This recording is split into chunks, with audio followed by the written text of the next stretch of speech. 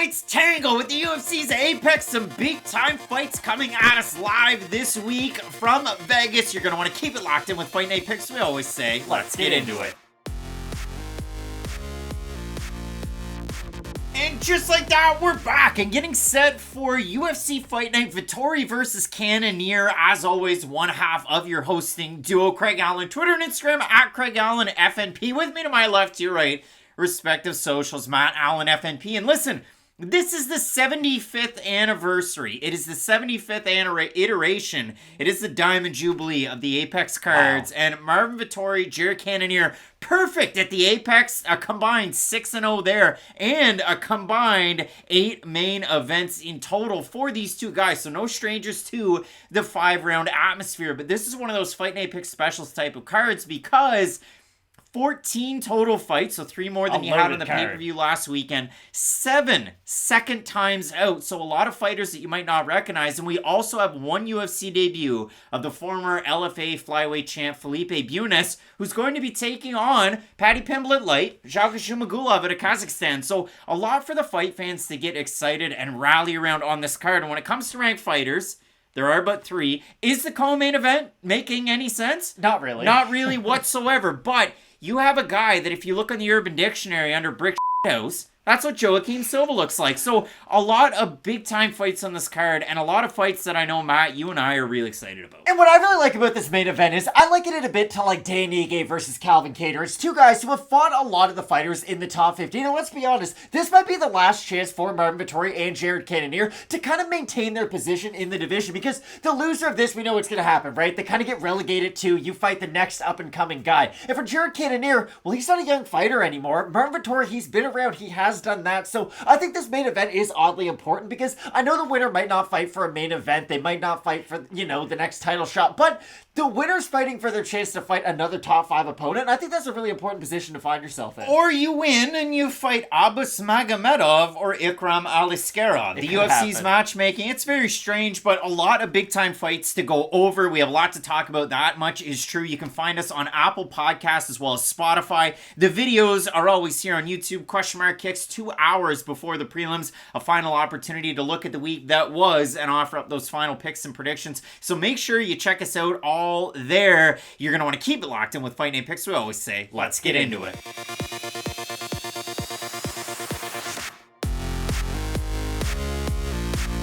Light heavyweight always needs new contenders, and coming at you in the mix from Vegas this weekend, we have a returning and resurgent, the Baltic Gladiator. It's Modestas Bukauskas taking on Ultimate Fighter finalist Zach Pauga. And when you do look at this fight overall, I mean, it's really strange matchmaking to start off a card this way when Zach Pauga's last time out won in a co-main event slot. Exactly. And Modestas Bukauskas was the curtain jerker to a pay-per-view card, beating the hometown guy in Tyson Pedro as a massive underdog. And that's kind of been the redemption arc for Modestas Bukauskas. He comes into the UFC, he's all fire and fury, Cage Warriors light heavyweight champ, finishing everybody left, right, and center, a karate black belt, a Gintis combat system black belt. His dad is Gintis Bukauskas. He has a black belt under his dad's combat system. Matt, that's kind of like slam! Omar Morales getting a black belt in his dad's system. That's kind of strange. I'm thinking more like Del Curry, Steph Curry type stuff. Well, maybe. But for Bukauskas, a really interesting striker. He has that crazy debut against Andreas Michailidis where he finishes him in the 5th minute of the 5 minutes in the first round. And then somebody pulls the pin on the door and Andreas kind of flops around like a fish, like a bass. But when you look at it for Bukauskas, he went on a bit of a losing streak and it was a little chintzy at times. Now, we know that Bukauskas, it was really a lot of flashy striking, and then in his fight against Khalil Roundtree Jr., the oblique kick seemed like disgusting. It could be a career ender. So the flash and flare from Bukauskas, it was snuffed out. We remember him for his fight against Michael Oleksiejczuk, where the backward pressure but the good volume wasn't able to win it out. And long before Kai Kara France versus Amir Albazi is one of the worst decisions ever, was Bukauskas versus Oleksiejczuk. That's not one of the worst decisions ever. They had close volume. One guy moved forward, one guy moved backwards. I knew you were going to bring this up. up? 130-27 MMA decision, 16-29-28 Bukauskas You thought won. that Trevin Jones beat Javid Basharat. No one else did. No, I didn't. But regardless, when you look at this matchup, for Bukauskas, he goes back to Cage Wars after about a year away. He beats the former middleweight champ, Lee Chadwick. He goes into a title fight and gets it done against 39-year-old Chuck Campbell. And it's crazy to see Bukauskas from the fight they had against Campbell, 4th round finish in that one. He's still doing the same things that he did really well on his way up through. The movement's still there. The knee doesn't seem to be compromised. And when he was fighting against Tyson Pedro in the second round, he was able to land that same right hand kind of rushing across that he landed against Campbell to get the knockout win. So Bukauskas riding a wave of success. He had a giant win his last time out against a fringe guy in Tyson Pedro. And now all of a sudden, against a guy like Zach Pauga, who in his own right, I mean, tasted defeat for the first time in his pro career against one motor Muhammad Usman on The Ultimate Fighter Season 30 in the finale. He wins the first round handily, and then Motor, I don't know, flip the switch, put the key in the ignition. And that's the good thing for Pauga. He did not look good in that UFC debut up at heavyweight, but I feel like he did make a much better version of himself being known in his light heavyweight debut. I know Jordan Wright's not the guy at light heavyweight, but I do think that is an important win. I do think it's an important matchup when you're looking at how does he match up against tall, lanky strikers who can move backwards, will fight in an upright stance. The difference is, of course, Jordan Wright is much more hittable, and normally when he gets hit, the fight's kind of over, whereas Bukauskas is a very comfortable fighter on the back foot, but that really is kind of the issue, right? That's the thing. No matter what you thought the score was of that Olejniczak fight, my whole point is he's a guy who is comfortable moving backwards. And if the volume is 1-for-1, who are the judges probably going to go with? They're going to go with the fighter who's moving forwards and landing their own volume. And the thing that Pauga does have going for him is when he's landing his boxing combinations, when he is able to get on the inside, he is able to land for a decent level of volume. He's not just looking for that one big knockout strike, but I do think that's going to be very important for him. If he does just kind of wade in there, throwing those big bombs, looking for the knockout, well, that's when Bukauskas can lead him into some of his bigger straight shots, because I could see a world where Bukauskas uses his movement almost like a weapon without the volume behind it, right? If he does lead Pauga into a big straight shot, it will be a very damaging one, and that's going to be the really important thing in this fight. How does Bukauskas use his movement? Because if he is willing to move around the cage quite a bit, that's going to be a big benefit. If he gets caught up against the cage, though, that's when we could see Pauga having a lot of success. Well, we saw Zach Pauga before he made the jump to The Ultimate Fighter. He's 5-0 as an amateur, started his amateur career at 30. He's only 35 right now, so the age might be there, but he is still young in his career. We know him as a former college football player. Was Zach Pauga like Brendan Schaub? Brendan Schaub, noted football player in college, but Matt Mitrione, perhaps. When you look at Zach and you consider all of his skills on a page, he really does push that forward pressure. You saw in his fight against Marcus Perez kind of rallying back out of some sticky situations. Perez missed weight in that one, and if you do consider it, Pauga landing the nice body shot, he likes to land that jab to the body and then come up with the right hand. I know Dan Tom with MMA Junkies all over that one, so shouts to Dan right there. But overall, I mean, for both guys, they both have good cardio. Pauga's got the volume. Bukauskas kind of throws with power when he does decide to throw, but Bukauskas sometimes he's waiting, he switches his stances, he moves quite awkwardly for a big guy. He doesn't necessarily move like a small guy as a bigger guy, but he does move quite well in this light heavyweight division. So overall, when you do look at it, it can be a little bit of low volume for Bukauskas. And if you do consider when he does go with the blonde Brunson look or the Charles Oliveira look, it doesn't really work out for Modestas, but when he goes with his natural blonde look, he does tend to win out on fights. If you look at his Instagram now, it seems to be the darker hair. So we'll see if that prevails. But Matt, when you look at a matchup like this, Pauga against Jordan Wright was almost a 3-1 favorite. He is the underdog in the matchup. Bukauskas was the underdog in his last fight against Pedro, and now he's favored to get the win. We have a look at the Tapology votes to see what their fans are thinking on this one. I'm going to say over-under on Tapology, 65% Bukauskas. I'll say over. Couple of wins in that UFC record. It's way over. 632 total votes, 85% Bukauskas, 61% by decision, 32% by knockout for the 15% that have Pauga, 65% by decision, 32% by knockout. So Matt, it's two guys really trying to make their way up in a division that all of a sudden has Jamal Hill as the champ and Alex Pereira jumping up to challenge Jan Blachowicz. So some big time fights, but these guys both coming off of wins their last times out. Who is the pick here?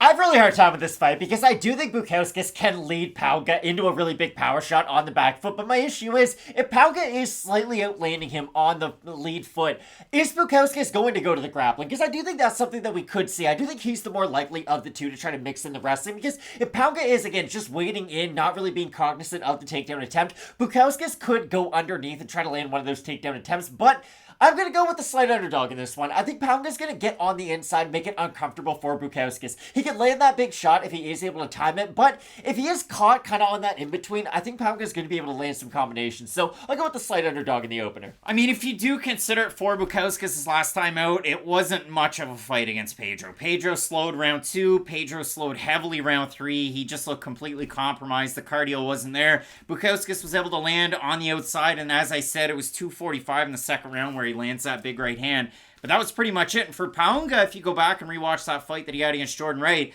it was equally as bad. It was awful. It wasn't good. Pauga presses the action, gets right, pins Usman. right up against the cage, and that's pretty much all 3 rounds. So a big win for both guys their last time out. I do like the forward pressure of a guy like Pauga. He did get caught by that big winging left hook that Muhammad Usman was able to throw out there, but going back and watching the tape from Pauga on the way up and through, and looking at Bukauskas, we knew against Nasiglia when Bukauskas was able to kind of hang on to that belt over with Cage Warriors, the takedown defense wasn't there, but he got back up, and he ended up getting the finish. He's got a lot of resolve. I mean, the knee was the only thing that evaded him really terribly in the other loss. But if you look at it for Bukauskas, his other loss that he had that we haven't even mentioned against Jimmy Crute was tearing that front leg off with the leg kicks and landed that nice hook in tight that dropped Bukauskas. So I will go with Pauga as well. Really eager to see who the fans have throughout the week on this one, because it seems like the public is really with the Lithuanian. Modestas Bukauskas, some big time matchups on this card. 14 total. You are not going to want to miss it. Keep it locked in with Fight Night Picks, we always say. Let's get into it.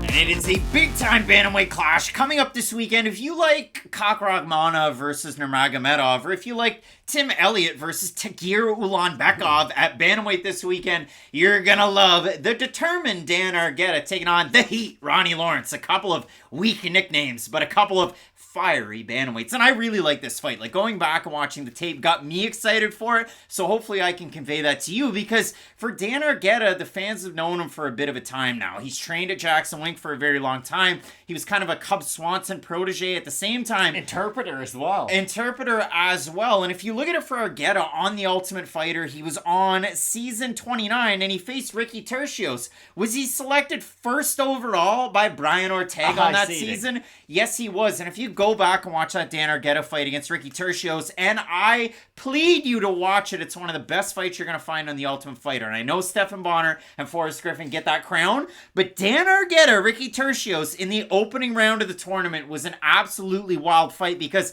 if Argueta gets the first round and the second round's really close, well, those early fights, they're only 2 rounds. And then it goes to a sudden death one. And Ricky Tercios ends up holding the position and getting the win in that third round. But Argueta, I mean, he is one of those guys, resilient as ever. He goes back to the regional scene, gets 3 big wins with the LFA, becomes the bantamweight champ over there. And then on incredibly short notice, fights Damon Jackson up a weight class. Gets taken down and held down, but he gets backpacked. And then count of himself. He whack-a-moled poor Damon, and Damon was swelled right up. So the Control got a win over that backwards volume type of action. Argueta, his last time out against Nick Aguirre, picking up a big time win, and where Aguirre had some early opportunities, kind of round 2, round 3. Argueta steamrolled over 10 minutes control time in that fight. And Dan Argueta is one of those guys that already he is just 1-2 at the UFC's apex, because a loss to Tercios, a loss to Jackson, and then a win over Aguirre. It'll be interesting to see how Argueta makes out against a guy cut from the same cloth in Ronnie Lawrence, who struggled against Kakhramonov, who's one heck of a wrestler, a 2019 4th-place Sambo champion. But if you look at it for Lawrence overall, this guy is so takedown heavy. No, stranger to taking the fight down to the mat, and if his opponent pops back up, he's going to rinse and repeat with the takedown. You saw that in the Jose Johnson fight on Contender Series. And that was wild, because it was insane to see Lawrence get out-grappled to that level by Kakhramonov his last time out. But Lawrence is one of those fighters, when he can implement his own offensive takedown, he's just so not even accurate, active, I should say. He's like a dog on a bone. He's not going to give up on it, and he will shoot for a very high volume of takedowns, and that's what's going to be the interesting thing about this fight. I think there's one version where we get a lot of clinch control and a lot of kind of stuck takedowns. I really do, because both guys are of maybe not equal value with their wrestling, but both guys, like you said, are cut from that same cloth. When they are offensive wrestling, they're going to have a lot of success. When they're defensive wrestling, or when they're defensive grappling, I should say, they can be held in certain positions. But for Argueta, I feel like he gained a ton of stock in his loss against Damon Jackson. I don't think a lot of people left that fight thinking, oh, Argueta's not going to have some kind of UFC career, because... Yeah, and that's the other thing, too. With Argueta, you're going to think, okay, he loses to Jackson at featherweight, so he must be a featherweight because it's on your screen. Nick Aguirre came in as a short notice replacement, so that's why Argueta's last fight was also at featherweight. Not necessarily worried about the weight cut for Argueta to 135 in this one. No, but he is a good size for this division. And again, all this fight comes down to is who can offensively wrestle to the highest level. I think the activity, again, I side a bit with Lawrence, and I do think that if he is able to get takedowns,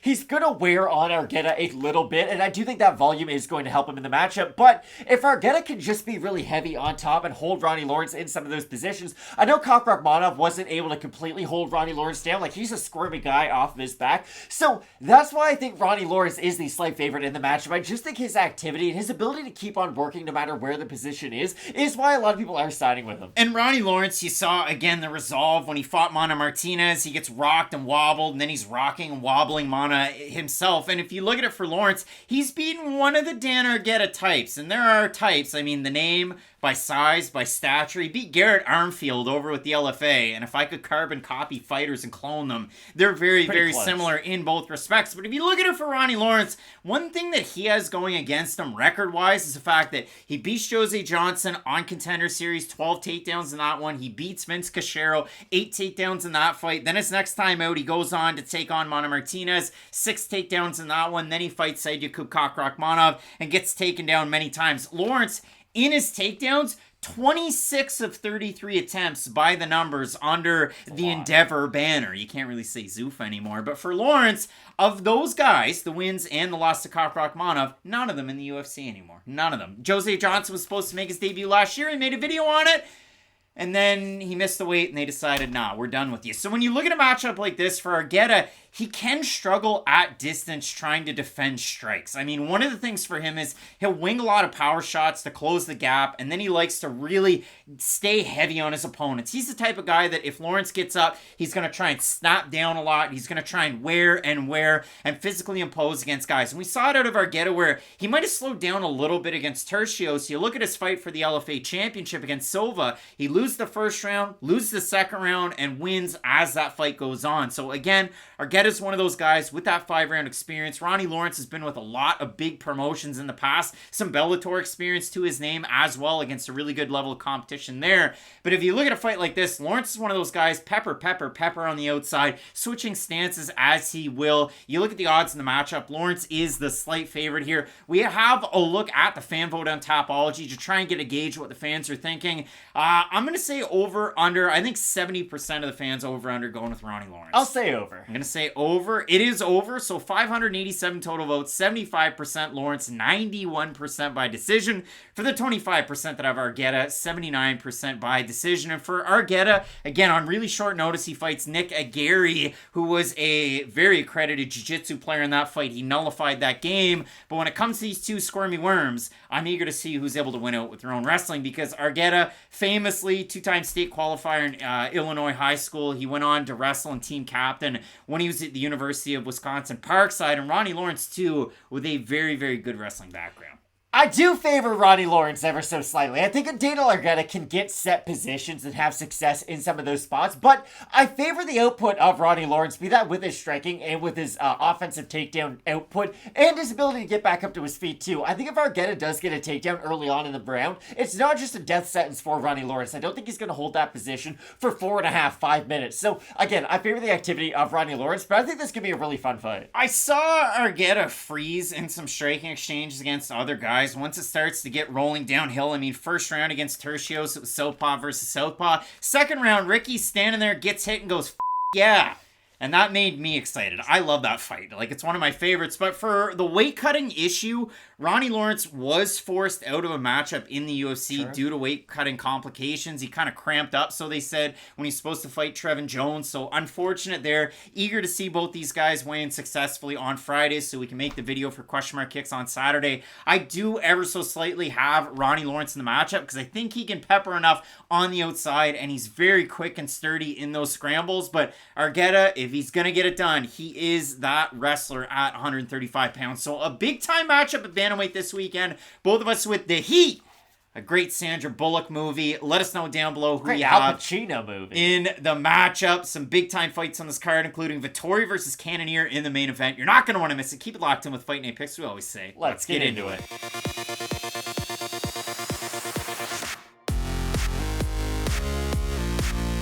Oil meets water. Coming up this weekend at flyweight, we have the former Octagon champ Tereza Bleda. She's only 21 years old. She's taking on the former LFA flyweight champ Gabriella Fernandes. And when you look at this matchup, Matt, both of these fighters faced oil meets water matchups in their UFC debuts. And why am I saying they're still looking for their UFC win number one? It's because they lost in impressive fashion. And for Tereza Bleda, she had a competitive first round against Natalia Silva.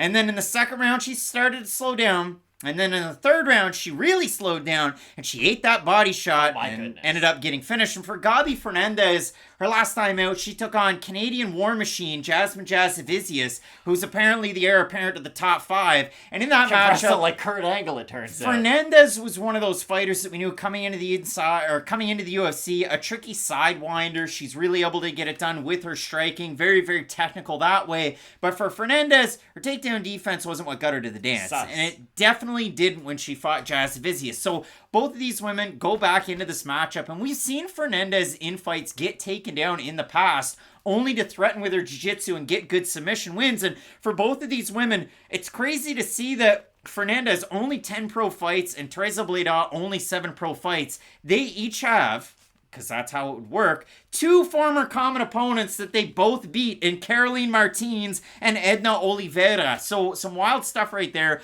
Obviously, Bleda's one of those fighters that was on the come up as an amateur fighter, as a pro fighter, started her amateur career at 15 years old, and now just 21. Insane. She had that win in the Octagon tournament during the vid, and she was able to get that win over one tricky fighter, Lucia Pudzilova, where takedowns weren't allowed, but Bleda didn't know about that. I don't know, but if you look at it for Bleda, you look at the wins that she had over with Octagon, it really was putting every single ounce of her being into her striking just to get the takedowns. And she is very much a Miranda Maverick type takedown artist of, I'm putting everything I got into the takedown too, in order to get the finish. Gabi Fernandes, fine with playing on the outside, to then try and threaten with some of those submissions to get back up to her feet at times. Kind of similar to somebody that we had debut not that long ago in Muin Gafurov, where I'm going leg lock just to pop myself back up to the feet, or threaten with a triangle. If Fernandes gets it, great. But when I look at a fight like this, it really will be, can Fernandes outlast Bleda and hit her with a big shot? Because Bleda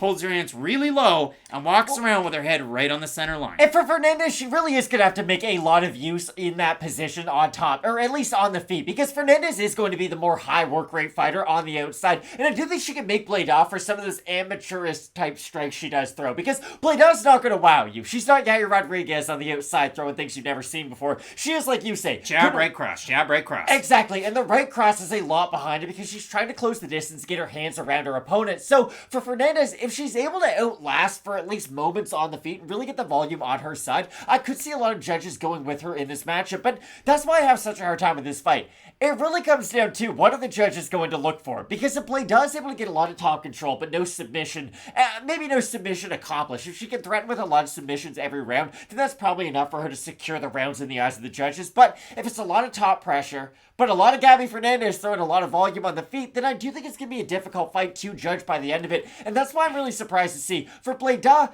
She's 21 years old, so hopefully she can keep on making those improvements. Because, look, if you had the volume of Fernandes with the grappling of Bleda, we're talking about a pretty good fighter at that point. So, it really is water versus oil. If you think Bleda can accomplish enough with her takedowns and top control, then you do probably think she's going to go out there and win a decision. But if Fernandes can make her work for a lot of those takedowns, I could see her volume striking, especially in that third round, being really difficult for Bleda to make up for. And that's it. I mean, for Fernandes, her last time out, Jazz Vicious went 4 of 8 on takedown attempts, but had 11 minutes and 31 seconds of control time and brutalized her to the point where it was 3 30-26s on the judges' scorecards. For Bleda, 4-0 as a pro against Brazilian fighters, and then we kind of go into it and we talk about those common opponents. For Bleda, if you look at it, Edna Oliveira, she beats her by armbar. If you look at it for Fernandes, she kept hitting her to the body. She throws a body kick. Oliveira kind of drops, and then she taps due to the strike. Yeah. So it was wild to see that one. If you look at it for Fernandes, she wins her LFA belt against Caroline Martins, who Bleda was able to fight and end up beating her by decision. And if you look at it for Bleda, when she ended up over on the Dana White's Contender Series, she's taking on Nayara Maya, and in that fight, she does win by decision. She dominated pretty well all 15 minutes of the fight. She drops Maya later on in that one. It's a clinch position, knee to the body. Maya drops like a sack of potatoes. And if you do consider it for both of these women, good in the clinch, so I'm eager to see that position in this fight to see, hey, is it going to open up the takedowns of Bleda? Does it accentuate the striking of either one of these women? Because, again, when you do consider it, it is oil meets water, but there are some in-betweens that you definitely have to watch out for. So if you have a look at this one, Bleda is favored to get the win. We have a look at the Tapology votes. Matt, surprise us there to you. I think the fans are in buy low mode with Gabby Fernandes. Probably. I'm going to say over under 85% Bleda. 85's high, but I'll say over. I'm going to say over. It's under. 617 total votes, 83% Bleda, 89% by decision. For the 17% that are Fernandes, 75% by decision. And again, eager to see Bleda with the cardio, because when you watch her on Contender Series, the commentary team was bullish on her striking, which was weird. She dominated the fight, and she's not necessarily known as a striker. And if you look at it for Fernandes, we just want to see that polished striker that we saw when she was fighting in Brazil and with the LFA in Brazil. So when it comes down to this one, I do have Tereza Bleda for the fact that I think the takedowns are going to be the difference maker in the fight. But if Fernandes is able to outlast a big storm, she could end up the winner by decision. I do think Bleda is going to be able to get enough top control and not work a lot in some of those positions. Though I do think she's going to have to work to get out of some submissions if she is deep in them. But if Bleda could just be that heavy fighter on top, you don't waste a lot of energy if you're just holding a half control or top mount in that top position. So I do agree with you. I have Bleda in the matchup. But again, if she loses this, what are we going to do? Because she was that hyped up prospect, a very young fighter at that too. And I do think she's going to need experience. So this is a really good matchup for both fighters, I think. A get-right fight at flyweight. Matt, Bleda looking to go 5-0 against Brazilian fighters in her career. Gabi Fernandes all of a sudden looking back and saying, hey, I beat Yasmin Lucindo by knockout in my pro debut. And Lucindo's now matched up with the thirst trap on the Instagram, Poliana Viana. So a big time fight right there, Matt. But both of us in the matchup going with Czechia's own Tereza Bleda to get the win. Some big time fights on this card, including a co-main event between Joaquim Silva and Arman Tsarukyan. You're not going to want to miss it. Keep it locked in with Fight Night Picks. We always say, let's get into it.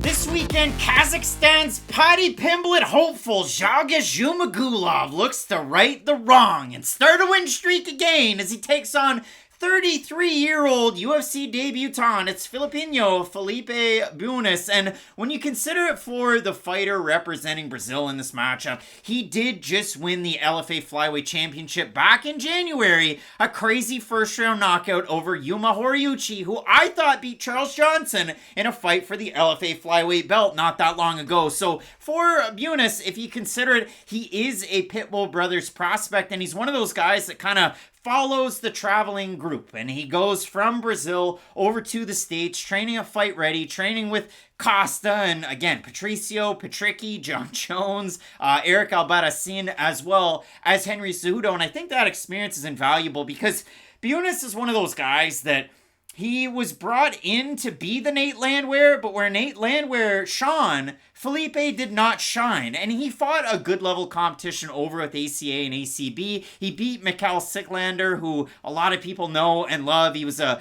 Cage Warriors title challenger. He was an M1 Global title challenger. Kind of long in the tooth, and he was 35 when he fought Felipe, but a big win for Felipe in that fight. But the craziest part about it, if you consider it for the fighter out of Brazil in this matchup, it is fight 1 to fight 20, let's say. And I mean, he has only had 19, so this will be fight 20, so it is pretty accurate. He fights the same way in every single one of them. Does he have a Brazilian Jiu-Jitsu black belt? Check that box. Is he a Muay Thai fighter? Take a thick black marker and check that box as big as you can, because he stands really high with his hands up and he throws Thai combinations like you love to see it. A great leg kick, a thudding right hand. His hooks are amazing, and when he goes in for a finish, you're going to want to kind of like brace your eyes a little bit, because it is all heck and fury, if I can say that about Felipe Bunes in this one. The one thing for Felipe is he's fighting a guy who's the ultimate dark horse's dark horse's dark horse. Like, Zhalgas Zhumagulov has long been 3 years away from being 3 years away, but I do think at the age of 34, he has a great chance to win this fight, because what's the great thing about Zhalgas Zhumagulov? I was thinking about this last night,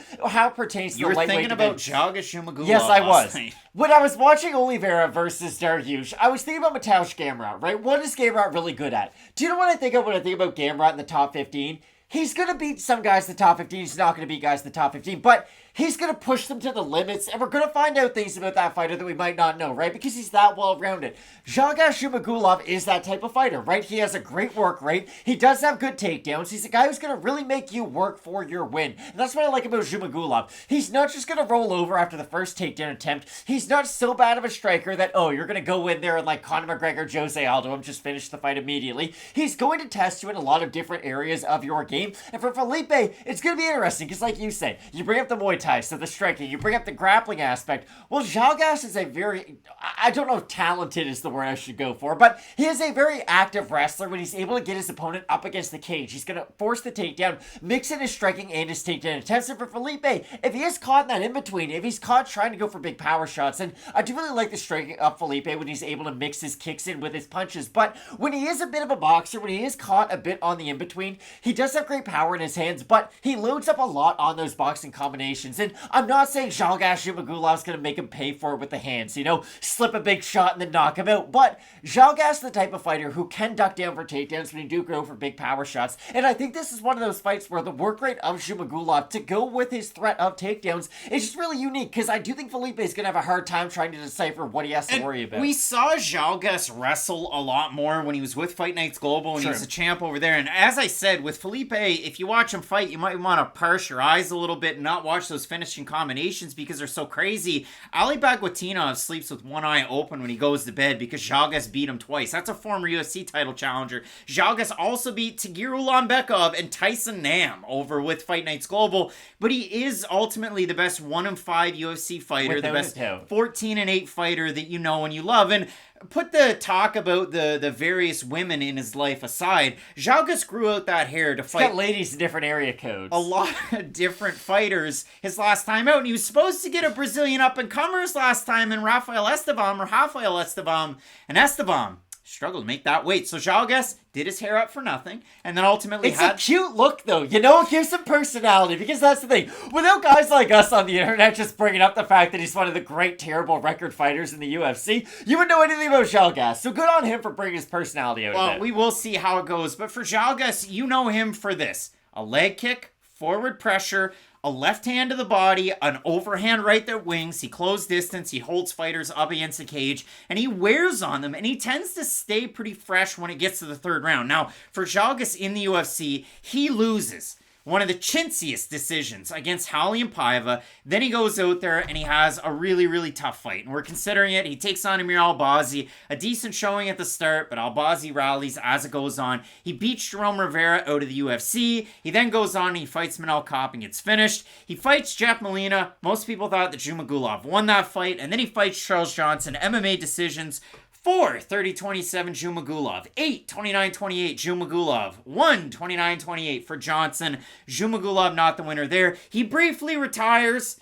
And then he decides, no, I got to give it one more try. I want that 2-5 moniker in the UFC. So Zhumagulov back into the dance for Bunes. Again, if you do look at it, he loses those fights with the ACA. He does get the win against Sealander. He comes in a main event opportunity against Jussier Formiga, who's on a 3-fight losing streak. Formiga, at one point in the world, ranked number 1 in the flyweight division off a win over Davison Figueiredo. Years, it felt like. Fought Joe B, who was ranked number 2, lost that fight, goes on a 3-fight losing streak after time away, fights Felipe Bunes.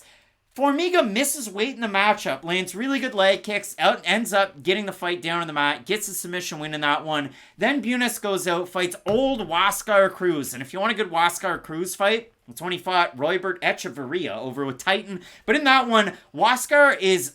It doesn't matter what the record is or how old he is. It doesn't matter who it is. He's a Zhalgas type. He's going to give anybody a tough fight. In that one, Bunes is able to shine with the striking. I know it was just a split decision win. The judges scored at 30-27 Bunes, 29-28 Cruz, 30-27 Bunes. I scored at 30-27 Bunes. It was one of the wildest decisions ever. And then Bunes, his last time out, he gets that left hook knockout, follows it up with the ground and pound. If you do look at the matchup, Matt, old crafty Zhalgas favored to get the win. We have a look at the Topology vote. Surprised us there to you. Internet sensation Zhalgas has the fan vote. So I'm going to say over under 67% Zhalgas. I'll say over. I'm going to say over, and it is slightly over. 544 total votes, 69% Zhalgas, 86% by decision. For the 31% that have Bunes, it is 75% by decision. And I think Felipe Bunes silences the crowd and gets an odd short notice UFC debut win in this matchup. I could see that happening, but I think Zhalgas is going to make him think on the back foot a lot, and I think that's going to be a really difficult matchup to face in your UFC debut. So I do have Zhalgas Zhumagulov. Listen, if his record gets even worse, it is what it is, but I do think his overall work rate is going to be a really difficult hill for Felipe to climb in this one. For me, it was a fight that Bunes had, even in a loss. It's a majority decision loss, but the loss that he had to Imran Bukauskas, in that one, it was a lot of good counter wrestling and a lot of good jiu-jitsu and grappling on the mat. Second degree Brazilian jiu-jitsu black belt is Felipe Bunes. Matt, split on the pick, but eager to hear from the fans on this one. We know that Kazakhstan's Paddy Pimblett has a lot of fans out there, so let us know who you have down below in the comment section. Some big time fights on this card. If you do consider it, the next one on the docket, Hernandez taking on Bondar, so you're not going to want to miss it. Keep it locked in with Fight Night Picks. We always say, let's get into it.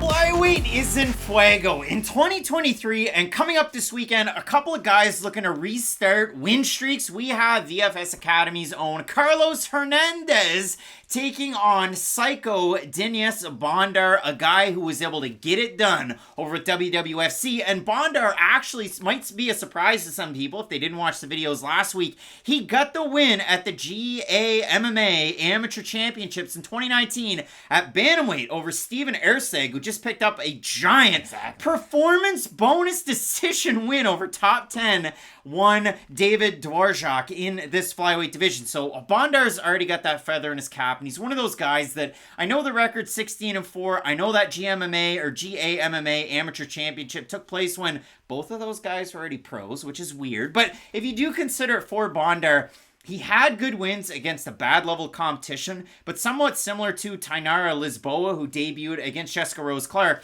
You could see how good Bondar was even against that competition. Now, the sad thing for Bondar is he was a big favorite against Malcolm Gordon in his UFC debut. And I don't think a debut could go any worse with an injury than Bondar's did against Malcolm Gordon. I won't show the picture. Tom Aspinall, Curtis Blades comes. But that wasn't a debut fight. So no, it's for Diniz Bondar, things went badly. And Bondar's been booked in a couple of different matchups. Now, he lost 2021 due to multiple fight bookings falling out, and some due to injury, some all over the place. He was, earlier on this year, Bondar was supposed to take on Ode Osborne. It wasn't on a Conor McGregor card. It would have been an Ode Osborne card. But Bondar forced out of that matchup. So now ultimately he is a year plus removed from that debut against Malcolm Gordon. And I know we were really excited about that debut from Bondar out of Ukraine. For this fight, he was previously training out of Kharkov top team. He's out of Kharkiv, Ukraine. Obviously the geopolitical situation difficult there. He's training out of Germany for this matchup.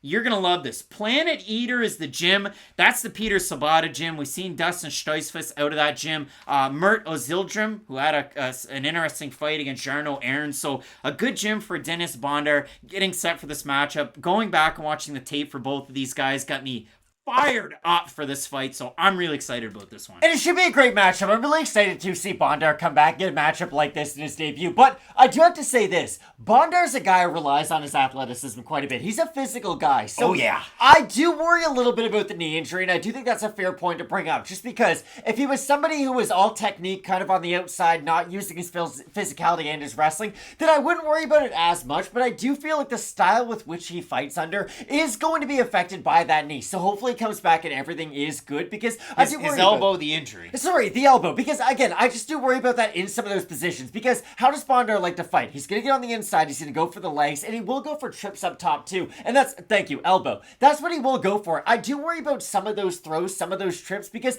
those are techniques that are going to rely on him to use that mobility, use that physicality. And for Bondar, it is so essentially a part of his game that I worry a little bit. But for Carlos Hernandez, I just want to shift the spotlight to him really quick.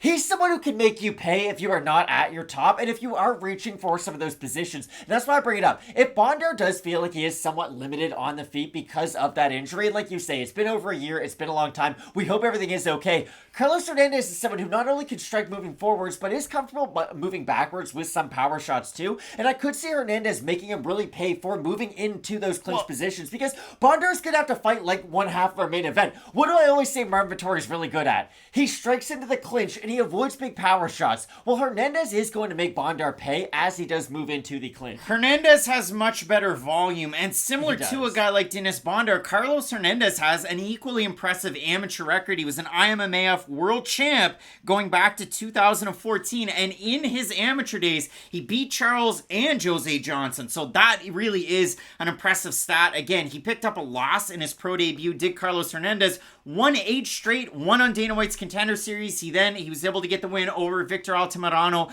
by split decision, the former LFA flyweight champ. And the wrestling defense was the issue there. And his last time out, Hernandez struggled with the takedown of Alan Nascimento, who was just booked to take on a ranked fighter in Tim Elliott. Now, when I look at a fight like this, Hernandez is one of those guys that if he needs to wrestle, he can wrestle. If he needs to strike, he can strike. And Hernandez is a guy that's going to really string together a lot of good boxing combinations. When you look at a guy like Dennis Bondar, a lot of power shots to close the gap, to get the takedown. And going back and watching the tape, Bondar's last win was back in 2020 against now 19-13 Kenan Jaffarli. And in that matchup, it's really aggressive. It's a small cage that looked like the UFC's Apex cage. And if you consider it, he is much more finish over position. There was some awkward moments where he puts the knee on the chest of Jaffarli, and then the ref's like, what's going on? But yeah, Bondar from minute 1 to minute 15, he's going to be going for the finish now. In that one in the first round, good movement on the feet from Bondar, but at one point he gets pieced up by a 6-punch combo from Jaffarli, and then he has to shoot a panic takedown. He gets it down to the mat. He ultimately gets the second round finish by, it was an arm triangle. If you look at it for Bondar too, the craziest part for me, if it's a big cage, if it's a small cage, if it's the Kumite mat that he fought in the rematch against Lam Ambatsumyan, and I'll throw some pictures up there, they're fighting on a flat mat. And I went back and watched Bloodsport here about a month ago, and I couldn't believe the amount of people that they hired as extras to go, is he going to the Kumite? It's going to be the Kumite. It's like they tried to trademark the word Kumite and hope that they could sell it to UFC 4 to get Israel Adesanya to get dancing on that. But when you look at it for Bondar, he's going for a lot of takedowns. He has his opponent against the end of the mat, and at multiple points, his opponent slides off the mat. Even as Bondar is going for a heel hook, they both slide off the mat. So some wild stuff there. But going back and looking at it again, you're going to have to watch out for the kicks of Hernandez, the boxing of Hernandez, the defensive wrestling. It was shown to be an issue against Nascimento, but typically it's not the biggest hurry or worry. But for both of these guys, a lot of experience. And when I look at them both, Hernandez I see as a guy that could play around on the fringes of the top 15. Bondar could either surprise, or he has a Tim Elliott career that's outside of the top 15. Because at times, Bondar gets hit and he looks like Elliott kind of springboarding, and then he's got to shoot for takedowns. And like Elliott, he's really good at flowing and scrambling in positions, but I do worry about him facing some of those upper echelon guys. If Bondar fought Brandon Royval it would not go all that well for him. Now, if we look at this matchup, Bondar opened the underdog. He's still about there. Carlos Hernandez is a slight favorite. We have a look at the Tapology votes, Matt. Surprise to us there to you.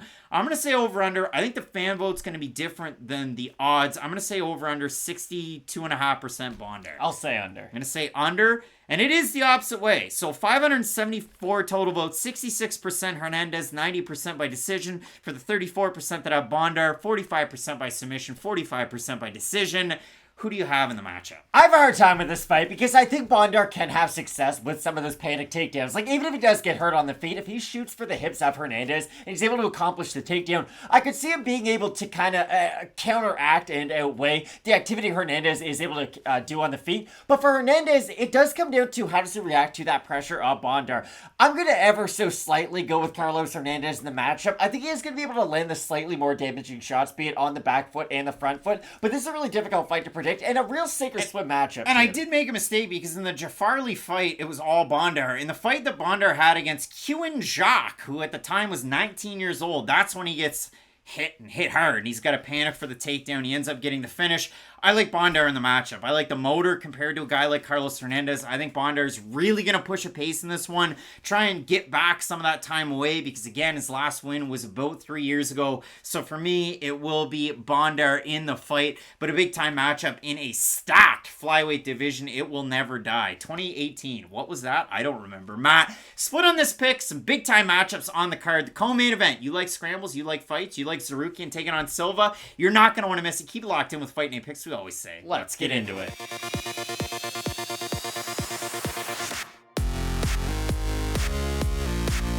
Couple of bantamweights with a combined 9-1. If you mash it up those 5 on-ins, we have a problema, and it's Cristian Quinonez who wowed on a week and a half's notice in a debut against Khalid Taha's last time out, replacing Taylor Lapilus over in Paris. Quinonez this time looking to turn the page, and he's taking on Mr. Perfect, Kyung Gang. And Matt, when it does come to guys that are under the radar in a stacked bantamweight division, Kyung Gang is that guy. I mean, he made his own UFC debut against Alex Caceres in a split decision loss where it was overturned to a no contest because Caceres puffed and passed before that fight, and he was ordered into drug counseling. Matt, way back when, they were some different times. But Matt, if you look at it for a guy like Kyung Gang, I mean, large chunks of his career off due to inactivity, 2014 to 2018, mandatory military service. He had a bit of a hiatus, I guess, from 2019 to 2021 due to injuries and a marriage, so kind of happy, kind of sad. But if you look at it for Gang, his last loss, he floors my guy, Ronnie in the first round, only to tire and get taken down against the much older Yaya. And then Gang's last time out. And this fight clouds my judgment of the fight that Gang has last time out, clouds my judgment of this fight against Cristian Quinonez. Gang, his last time out, did something I've never seen him done in any of the tape study. He goes out there and fights behind a jab and a speedy 1-2 for 3 rounds against Bakary Dana and has a close striking contest against one of the better, more hyped up strikers that we've seen in some time in Bakary. So for Gang, his last time out, abandons the jiu-jitsu, abandons the takedowns, which really kind of cemented him as a premier guy at bantamweight. And for Quinonez, not known for his takedown defense, though he does have good jiu-jitsu, brother of Teco Quinonez, who fought Sean O'Malley one time and fought on The Ultimate Fighter. But for Cristian Quinonez, he gets it done on the feet, and he is a lot of fun to watch when he's standing. And that's why this is an interesting fight, because it really comes down to how does Kyung Gang want to fight this fight? Because if he does fight with his wrestling and with his jiu-jitsu, it's the path of least resistance, right? Like, I wouldn't strike with Cristian Quinonez. I don't think a lot of smart fighters would, because he does have that next level power. The right hand he landed over the top of the guard of Khalid Taha before he knocked him out was absolutely dirty. Like, that was a beautiful shot that did lead to the finish. And if Kyung Gang goes out there and does try to strike, be that cute fighter on the outside, I think it's going to end very poorly for him. But Kang does have all of the skills. That's the thing. He does have the striking. He does have the wrestling. He does have the jiu-jitsu. But at 35 years old, you do wonder, is the time off and kind of all the what-ifs, are they starting to add up? Because at 135, we don't see a lot of fighters at 35 having a ton of success. So you do worry, is the gas tank going to slow down? Because if he does go for a lot of takedowns early in this matchup, you bring up the Raoni Barcelos fight. If he goes for a lot of takedowns early in this fight...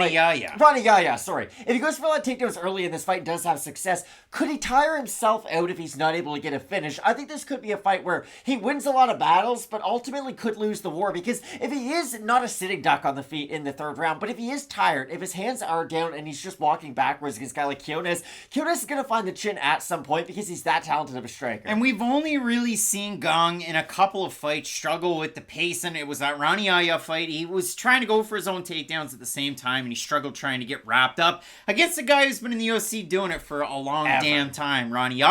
But Kang, I mean, even at home in Busan, he's taking on Liu Pingyuan. It was a wild fight. It was a split decision win for Kang. And in that one, if you look at the end of it, his face and his nose, he looks like the skate guards that guys wear if they're going to block slap shots, or like the toe guards that you wear in baseball. His nose was swelled right up and flat on his face. So it was a tough look for him where he got cut open in top position against Liu Pingyuan. If you look at it for Cristian Quinonez, I have to say this because, again, I talk about Teko, who is his brother, and Cristian is on a 5-fight win streak, but his last loss was against Victor Hugo Madrigal. And Matt, there's a guy, and I'm going to put us at the opening portion of this.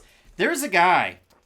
This guy keeps the Quinonez brothers awake at night. Victor Hugo Madrigal. He's beaten both those brothers, and they never got their shot to beat him. So, Victor Hugo Madrigal, keeping people awake at night. Matt, when you look at a matchup like this, Quinonez, when he is standing, he's an odd striker because he has good leg kicks. He doesn't necessarily throw them a ton. He fights behind a jab, double up, triple up, which is awesome to see. But he fights with his hands up, and you never really know what's coming. He's not like a TJ Dillashaw where he's throwing that power hand up to try and distract your eyes. He just kind of fights with a really high guard. And he is a guy out of Entram Gym training with some of the fighters that you're also going to have on this card, like Manuel Torres, and both of those guys fought in the same episode of Dana White's Contender Series. Quinonez gets a win over the WLF War's own. It was Zhao, and in that fight, he did look really good. He defends all the takedowns. He's able to piece up his opponent on the feet. He gets that Taha win after an extended period of time off himself. But if you do look at it and you consider it, Quinonez did struggle against Matos with the takedowns, but he ultimately gets the win there. And we can go down through both these guys' extensive records, but if you consider it, I mean, Kang, he's dropped fighters in the UFC. He's been dropped in the UFC. I think it's Teruto Ishihara's fight at UFC 234 is probably the one that a lot of people go back to. That was a wild one round of action. But when we look at this matchup, Matt, for Mr. Perfect, he is the one that's not favored so far. If we have a look at the fan vote on Tapology to try and see what the fans are thinking, I'm going to say over-under for the much younger fighter in this one who's 27. I'm going to say over-under 75% Quinonez. I think it'll be over. I think it's going to be over. It's right on. 575 total votes, 75% Quinonez, 68% by decision for the 25% that have Kang, 80% by decision after Kyung Kang his last time out. He took on, again, Bakary Dana, who had just fought Chris Gutierrez. 4,201 total votes, 26% had Kang to get the win. So he wasn't favored by the fans in that one, equally not favored by the fans in this one. Do you have the younger guy, Quinonez, or do you have that old road dog, Kyung Kang? I've got the younger fighter. I have problema. I just think he's going to make Kang pay a lot more for when he's going for those takedown attempts. I do think Quinonez is going to be able to land some of those awkward angle shots, and you're right. Is what he does all that organic or unique? No, not really. He does fight in an awkward stance, but it does work for him, and he is able to land pretty good power shots with that right hand. He can set it up well with the left. You bring up the double and the triple jab. He just throws the left hand well to distract the opponent so he can set up the big power shots. So I do have Quinonez in this matchup. I think Kyung Kang mixes it up and gets the win in this matchup against Quinonez. And Quinonez has good jiu-jitsu that can get him back up to the feet if he needs to. Kang's got the good takedowns. A freestyle wrestling base is what you'll see. Or you'll see takedowns of a freestyle wrestling base from Kyung Kang, who made that UFC debut against Alex Caceres on a fight card headlined by Vanderlei Silva and Brian Stan at the Saitama Super Arena.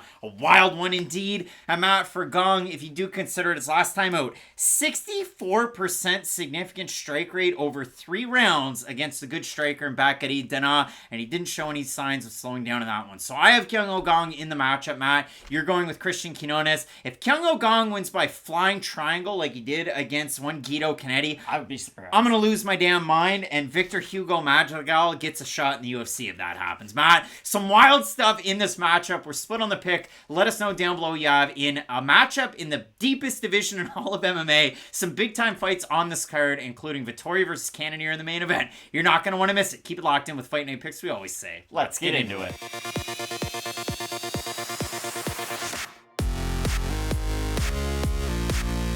Irene Aldana couldn't get it done for the team against Amanda Nunes, but Alessandro Costa out of Lobo Gym looking for his first UFC win. He's going to try and rally the troops. No-No's got a big-time fight coming up against 2020's biggest flyweight story. Won the brick. Jimmy Flick in 2020 was the last time he won a fight when he took on Cody Durden. He had the Flying Triangle win, and his last time out after 2 years away from action, he took on Charles Johnson, and the pressure of Johnson ended up earning Johnson the TKO victory. So for Flick, the retirement, it was a surprise. The quotes after the retirement, they were a surprise. Flick, the former LFA flyweight champ, he gets the win on Contender Series by submission. He ends up in the UFC. But yeah, the retirement, short-lived. So Flick looking to get it done in this matchup where both guys good at jiu-jitsu. Both of them black belts. Both of them accredited on the ground. Both guys will strike, but in different ways, because for Alessandro Costa, he's going to throw every ounce of his being into his boxing combinations. He's not a big kicker,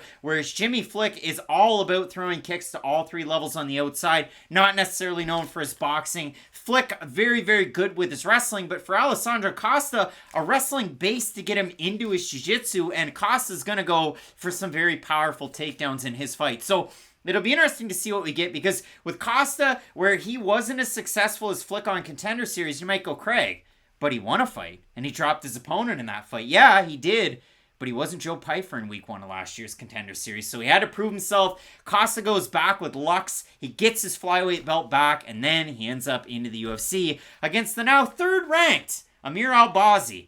And it was like going to a small town, just a driving range for Amir Albazi, and he was hitting balls off a tee against Alessandro Costa. He looked really good with his own striking. It was on short notice for Costa, but it was way too much too soon, so a tough test there for Costa, whereas Flick, he did come back and lose to Johnson, who has lost 2 in a row after that, so it doesn't necessarily look all that good. But Matt, this is one of those get-right fights for both of these guys, and it should be a lot of fun where both have bases in jiu-jitsu. It should be a lot of fun, but for Flick, it's going to come down to how does he deal with the pressure of Costa, because if Costa's allowed to throw in the pocket, there's no real consequences for it. I don't know how Flick, with his kicks, is going to be able to create some of that distance, because he's a fighter. Now, Ryan Hall isn't the perfect comparison, but I do think there are some similarities in the way that they will fight on the back foot, try to use their movement, use their opponent's forward pressure to bait them into big strikes, and again, use those kicks like you bring up. And Flick does have good leg kicks. He will throw them to the head as well. But if Costa's able to really assert his dominance and his positioning on the inside,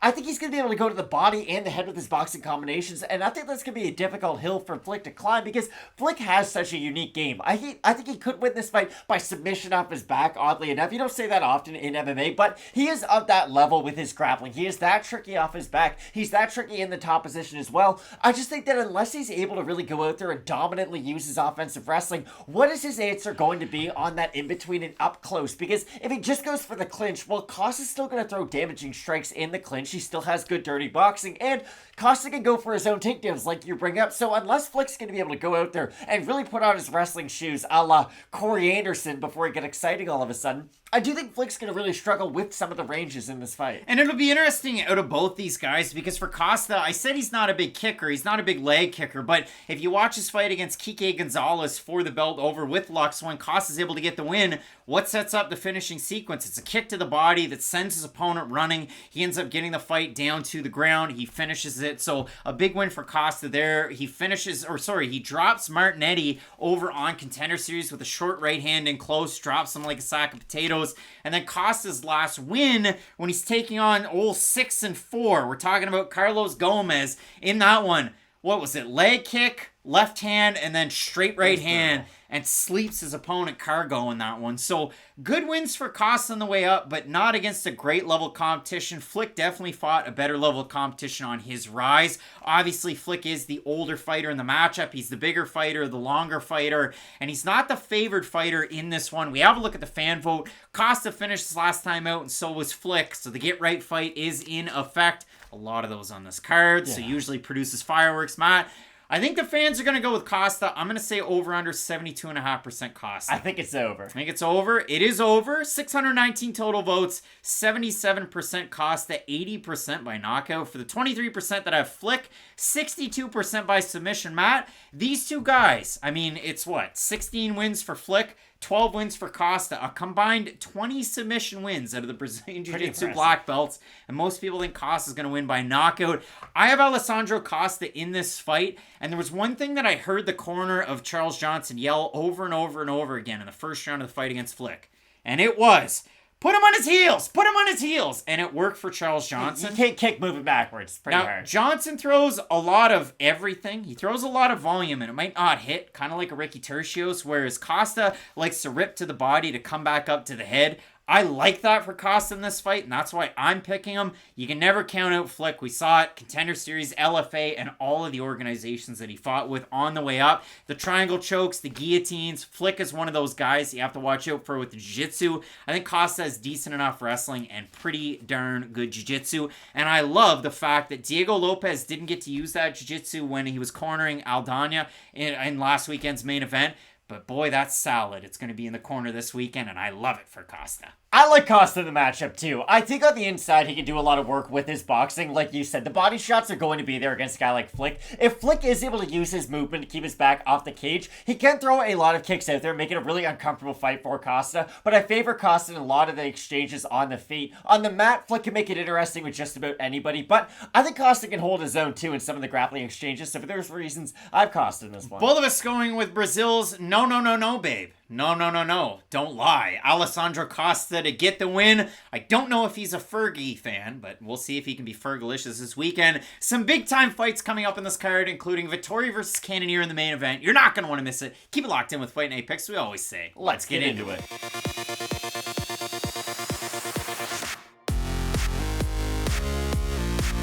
Bantamweights hang around the fringes of the deepest division in all of MMA. Battle it out at the Apex this weekend. We have the Brazilian Wonder Boy. It is Raoni Barcelos, and he's taking on the former LFA champ, Chapo Miles Johns. Marathon MMA Zone Miles Johns. You might go, Craig, Marathon MMA, I know that name. Yes, you do. That's Trey Ogden's gym, because for Miles Johns, his last time out, he fought Vince Morales. Go back and watch the fight. It's awful. It's terrible. They're playing touch butt in the park. They're hitting each other with single shots. They're smiling, throwing volume, not landing many shots. But the big story out of that one was Miles Johns now training out of Glory MMA and Fitness. And that week we learned that his coach couldn't make the walk. So ultimately Johns has to pick up and move, well, a few miles away and train at Marathon MMA with Trey Ogden. So Johns, another camp in Kansas City under his belt, and now he's taking on a very, very tough test in Raoni Barcelos, a guy, a 5-time national wrestling champ in Brazil.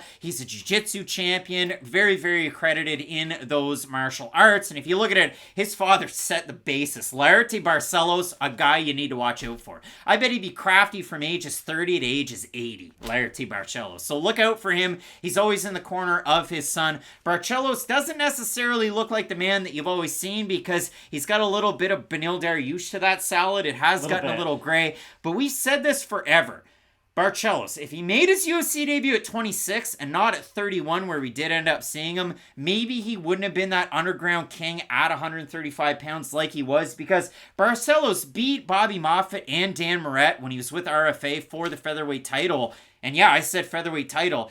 Barcelos comes into the UFC fighting at featherweight, makes the move down to bantamweight, and I know if you look at the 5-on-in, it is a little bit salty, like his hair at 2 and 3. He loses to Timur Valiev by majority decision, loses the first round, drops Valiev twice in the second round, loses the third round, and now Valiev, for some reason, is going to win the Ultimate Fighter, so it is what it is. That was weird that they let him go. He loses to Victor Henry in an all-timer of a debut for Victor Henry in that one. He then beats Trevin Jones soundly, and then Barcelos' last time out gets hit by a shot he doesn't see, and that's why I have a hard time just... how much stock should I put in that fight? So Barcelos' last time out, he fights Umar Nurmagomedov, and Nurmagomedov in the fight, a minus 850 favorite. Barcelos gets hit by a shot on the outside drop, and he gets hit by a hook that stuns him, sends him back, and then his head hits the back of the canvas. There's a follow-up hammer fist from Nurmagomedov.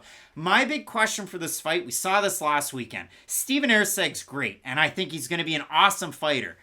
But the flip side of that coin is, well, David Dvorak, he's gotten dropped by Manel Kopp, dropped by Mateusz Nicolau, dropped by Steven Erceg. Where are we in the grand scheme of Travis Brown chins for a guy like Raoni Barcelos late in his career at this point? I don't think Raoni's getting knocked out to the sheer volume of a guy like Travis Brown. Like, Travis Brown was getting knocked out by everybody by the end of it. But for Barcelos, that is the big question mark, because he still has all of the skills. And if you even look at the losses that he does have by decision, he's making a good account of himself. You bring up, he has the knockdowns. He's still doing well in some of the transitions and in some scrambles. And that's the thing about Barcelos. If he's going to get beat in anything, yes, he could get hit by a big shot, get knocked out. Guess what? That can happen to anybody. He can get held down by real physically strong grapplers. He is a great grappler himself. He is really good with scrambles. But again, if you are a dominant wrestler, you will have success holding him down to some degree. But for Raoni, I'll be curious to see just how confident he feels on the outside against a guy like Miles Johns, because Miles Johns has a lot of those same questions that he has to answer in this fight. He's a big power puncher who can hold up, wait for those big shots. We've seen the uppercut before. Against Kevin Natividad, that was gross. That shot is going to be there against Raoni. I bring up the fact that the last time out he gets hit by a shot he doesn't see. Him and in the last fight, he's looking down and gets hit by a shot cut on the side of his head. The equilibrium gets messed up. Is he going to have that same level of confidence in the pocket? Because Raoni is at his best when he can mix his own martial arts, when he uses the volume striking and surprising pop to his shots with his own offensive wrestling. If he does that, if we just talk about the game plan of Raoni Barcelos, he can go out there and beat a guy like Miles Johns. But I think you bring up all the right questions. If Johns hits him with a big uppercut, if he hits him with a shot that can hurt the confidence of Raoni Barcelos, make him fight on the back foot and not have him that aggression that he normally fights with, I could see a world where Miles Johns kind of fights not outside of himself, but at least shows the best versions of himself in this match. And Johns is one of those guys, we talked about it earlier on this card. You look at it for a guy like Zhalgas Zhumagulov. The record kind of precedes him being 1-5 in the UFC, but if you also consider it, I mean, UFC Vegas 75 is littered with fighters that the records don't necessarily tell the entire story, and Ronnie Lawrence is the guy who, his last 4 wins, well, they're over decent fighters, but none of them are still in the UFC. For Miles Johns, look at the wins. Cole Smith, in a fight that Cole Smith rallied back in the third round of that one in a big way. He gets the win there. He beats Richie Santiago on Contender Series as well, does Miles Johns. Johns beats Kevin Natividad with that crazy third round uppercut. He beats Anderson Dos Santos. He beats Vince Morales. None of those guys are in the UFC anymore. Now, the losses for Miles Johns. He loses to Mario Bautista, who's going to fight Cody Garbrandt later on this summer. He's pretty darn good out of the MMA lab. And his other loss to John Castaneda, well, Castaneda just beat Muin Gafurov, so both those guys are good fighters. So Johns, it is really odd. Even his LFA fight for the title against Adrian Yanez, that one's kind of chintzy too. It was a split decision win that could have gone either way. So for Johns, what do we know? Well, like Raoni Barcelos, a really good wrestling base. High school wrestling champ. He had a wrestling scholarship in college, but injuries kind of forced him away from that, and he became a pro fighter. Johns, too, kind of no sugar tonight in my coffee, no sugar tonight in my tea, no Glory to stand beside me, no Kraus to corner me. That's kind of the issue for Johns in this one, but you will see a familiar face, and I'm going to talk about him later on the card, too, in Trey Ogden. So for Johns, it is a lot of fire the jab out there, a good right hand from 3 different places. Uppercut, right hook, overhand. You're going to see it from Johns.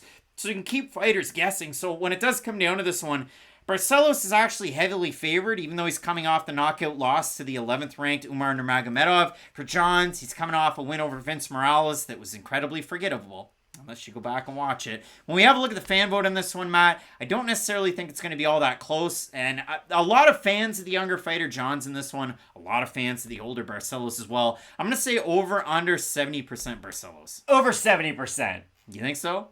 Under! 620 total votes, 69% Barcelos, 77% by decision. For the 31% that have Johns, 48% by decision, 45% by knockout. Matt, Miles Johns, one of those guys that the early Fight Night Picks fans really gravitated towards. Do you have him in this fight? I don't. I think he can win by stoppage, but if I just look at the skill set of both athletes, I gotta go with Barcelos on it. I like his volume, I like his activity, I like his ability to scramble out of bad situations. Again, if he gets stopped and flatlined, that's one thing, right? You can't keep on fighting if the fight's over, but as long as Raoni's in the matchup, I do like his overall work rate. And it was tough to see. Left hook drops him, head bounces off the canvas, follow-up hammer fist, and then Nurmagomedov backed right off because he realized how bad the knockout loss was. eager to see Barcelos in this one because at one point in his career, again, Laerte trained, then he went to refit pro fighters with Pedro Hizzo, but also cross-training at all times at Atos BJJ. And there's one Atos BJJ in California. We've seen a lot of fighters out of that gym in the past. A lot of Alliance fighters training out of there. But some big-time names like Davi Ramos out of that camp. So Davi, gonna be there and giving the old Spider-Man in the back to Arman Zarukian, a former common opponent. Matt, I also have Raoni Barcelos in the fight. I think he can win out in the wrestling, win out in the jiu-jitsu, and if he can stay away from a big power shot, I think he can get it done on the outside. His leg kicks are very good as well, so look out for those in the fight. Matt, both of us going with Brazil's Raoni Barcelos to move the clock forward just a little bit, even though that hourglass is starting to run out at 36. A big-time matchup again in this bantamweight division. Okay. You have some big-time fights in this card, including Marvin Vettori taking on Jared Cannonier, so you're not going to want to miss it. Keep it locked in with Fight Night Picks, we always say. Let's get into it.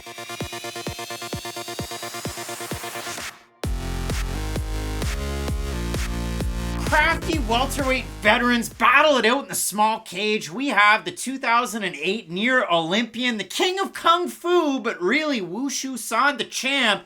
It is Muslim Salikhov taking on Danish Dynamite, Nicolas Dalby. And if there's two great nicknames in the welterweight division, it's the Argentine Dagger and Danish Dynamite. And both of those guys found the nicknames later on in life. And what I saw to Nicolas Dalby later on in life, his last time out against Warlley Alves, who at times fights like Muslim Salikhov, man, did Dalby ever look good in that fight? I was so impressed on the rewatch at how good Dalby looked, pressuring forward, looking like Mac from Always Sunny, because for Dalby, you always know he's going to be always just breathing so damn loud into the mics, and they pick it all up. But for Dalby, it's not necessarily the takedown defense that gets him wins. It's a lot of volume on the outside and a lot of on his way in all the time, and he crashes forward into his opponents. You saw that to maximum full effect where a fight had to be stopped due to blood loss against Ross Houston, and that is one of 2 no contests on the record of Nicolas Dalby. But the crazy part of it for Dalby, since he's come back into the UFC, it's a nice little record. He's got a no contest against Jesse Ronson, which originally was a loss, but Ronson, it's overturned due to some USADA complications.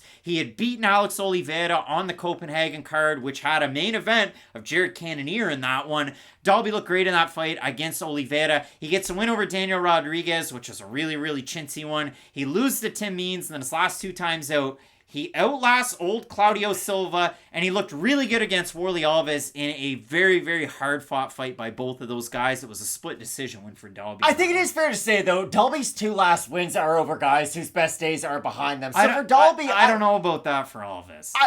Warlley Alves is not getting better, though. Warlley Alves is in his mid-30s. Like, Warlley Alves, I don't think the grass is greener. You're thinking about, he looked really good against Munir Lazez recently. But we're talking about his level of competition being reduced to such to where he's not really the fighter that he once was. Like, Warlley Alves was fighting Randy Brown. Randy Brown is a ranked fighter. Like, he is a very good one at that. I don't think Warlley Alves, and I think a lot of people would back me up on this, is not in his prime. Randy Brown wasn't ranked then. Colby Covington wasn't ranked then. Warlley Alves never fought very big ranked fighters. But he was fighting guys who all had high expectations, who all had high ceilings. At the time, all those fighters were thought of as very good fighters, and Warlley Alves himself was. Warlley Alves is not in the prime of his career by any means, and neither is Claudio. So for Nicolas Dalby and for Muslim Salikhov, this is an oddly important fight, I think, for both guys, even though Dalby has had 2 wins, and Salikhov's coming off a win himself, because for Salikhov, the last time he did fight sort of one of those fringe guys on the rankings was that Li Jingliang loss. And I know he had some areas of success in the matchup. Won the first round handily. But when Li Jingliang was able to get on the inside, use his jab to the body, and answer with the overhand, Muslim did not do a great job striking on the back foot once Li Jingliang was able to establish that inside distance. So for Salikhov, it really is going to come into, can he keep his back off the cage? Because I think Nicolas Dalby can do some real damage, not only with his striking, but with the threat of his grappling too, if Salikhov is the much more stationary target. But if Salikhov can, I'm not saying completely stay away from the 2 black lines, like he's going to have to back up at some point, but maintain his distance in the center of the cage and use his movement to where he's not letting Dalby completely cut him off, I could see Salikhov, and this is the weird thing, I don't think he's going to run away with striking numbers by any means. I don't think it's going to be like a Max Holloway type performance, but the threat of the big power shot and him landing enough shots of his own on the outside, side, I think it'd be enough for him to go out there and win rounds consistently. And people are going to discount Muslim Salikhov's last win against Andrea Fialho because of what's happened to Fialho's career in the short UFC time that it has been. And if you look at Salikhov, what does he do so well in that fight? He lands the kicks to back off the boxer, and then from there establishes distance. He ends up getting the spin kick to the body that ends up getting the finish. But if you look at it for Salikhov, he did punch his ticket to the UFC the same way that Israel Adesanya did, by a spinning knockout win over Melvin Gillard. Salikhov then loses to Canadian-Cuban wrestler Alex Garcia, but then he goes on a wild win streak. Beats Ricky Rainey, beats Nurdin Taleb, beats Laureano Staropoli, beats Eliseo Zaleski dos Santos in a terrible fight, beats Francisco Trinaldo in a bad fight,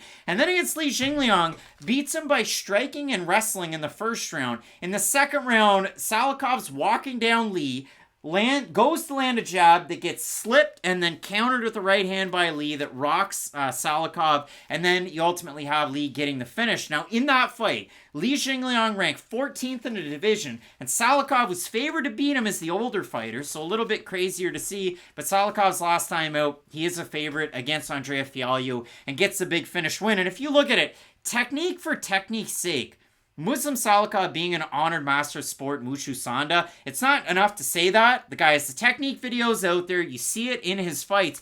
But the sneakiest part of his game is that threat of the takedown from Salikhov. And he is very powerful when he goes for them. I mean, he picked up and threw Li Jingliang in their fight when he was going for it. Li Jingliang still did a really good job at striking in the match. And Nicolas Dalby, you can have the backup that you have, but still, it's not like Salikhov's just the greatest striker we've ever seen at welterweight. Like, he does have struggles, especially on the inside. If you can just force him to be a boxer, his hands are a little bit looping. He is going to throw wider shots. So I do think there are some susceptibilities to his style of striking. What fight did you see that in other than the Li Jingliang fight where he struggled with it? Well, in a lot of them, that's the thing. That's why I bring up, he's not going to wow you with the volume numbers. The threat of a lot of his strikes is going to be enough to where his opponents are just going to be willing to throw a lot of wild volume in there. But again, when Lee got on the inside, there wasn't a lot of threat with the big power shots of Salikhov. He did a great job with his boxing. It'll be interesting to see, again, for both of these guys. Muslim Salikhov, he has cross-trained at a lot of big gyms throughout the world. American Top Team for this one. For Nicolas Dalby, Rumble Sports in his native Copenhagen. If you do look at it, Salikhov favored in the matchup. Both guys looking to string together some wins all of a sudden. If we do consider the fan vote on Tapology to try and get a little bit of a finger on the pulse of what the fans are thinking,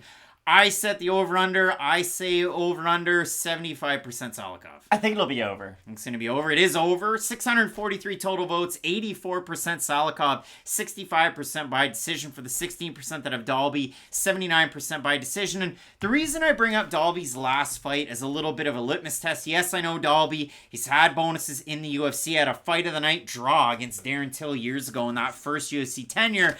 Dalby's one of those guys that if he's doing that striking forward, if he pressures his opponent up against the fence, he can do a lot of damage with the guy backed up against the fence. If Dalby's backed up against the fence, nothing happens. And he's held up a lot, and he struggles in that position. So we'll see how that plays out for both these guys, because there are times where Salikhov is behind the black line, and he waits and he waits and he waits, and then he can't get off his own shot. So for me, I do have Muslim Salikhov in the fight. I think he can make Dalby pay with some of his power shots. We had never seen Dalby really get like finished, dropped, submitted until that Jesse Ronson fight.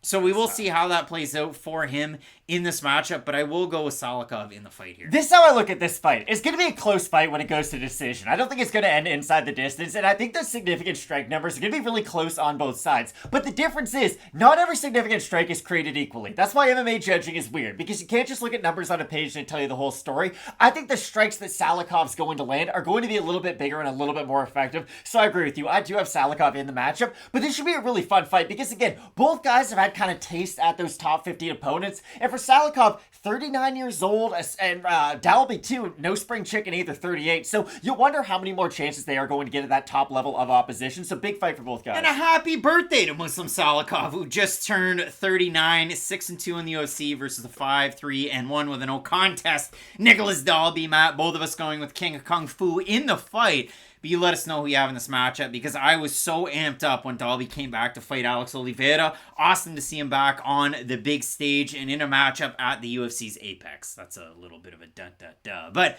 Matt, some big-time fights left on this card, including one Nicolas Mata taking on Manuel Torres. You're not going to want to miss that one. Keep it locked in with Fight Night Picks, as we always say. Let's get into it.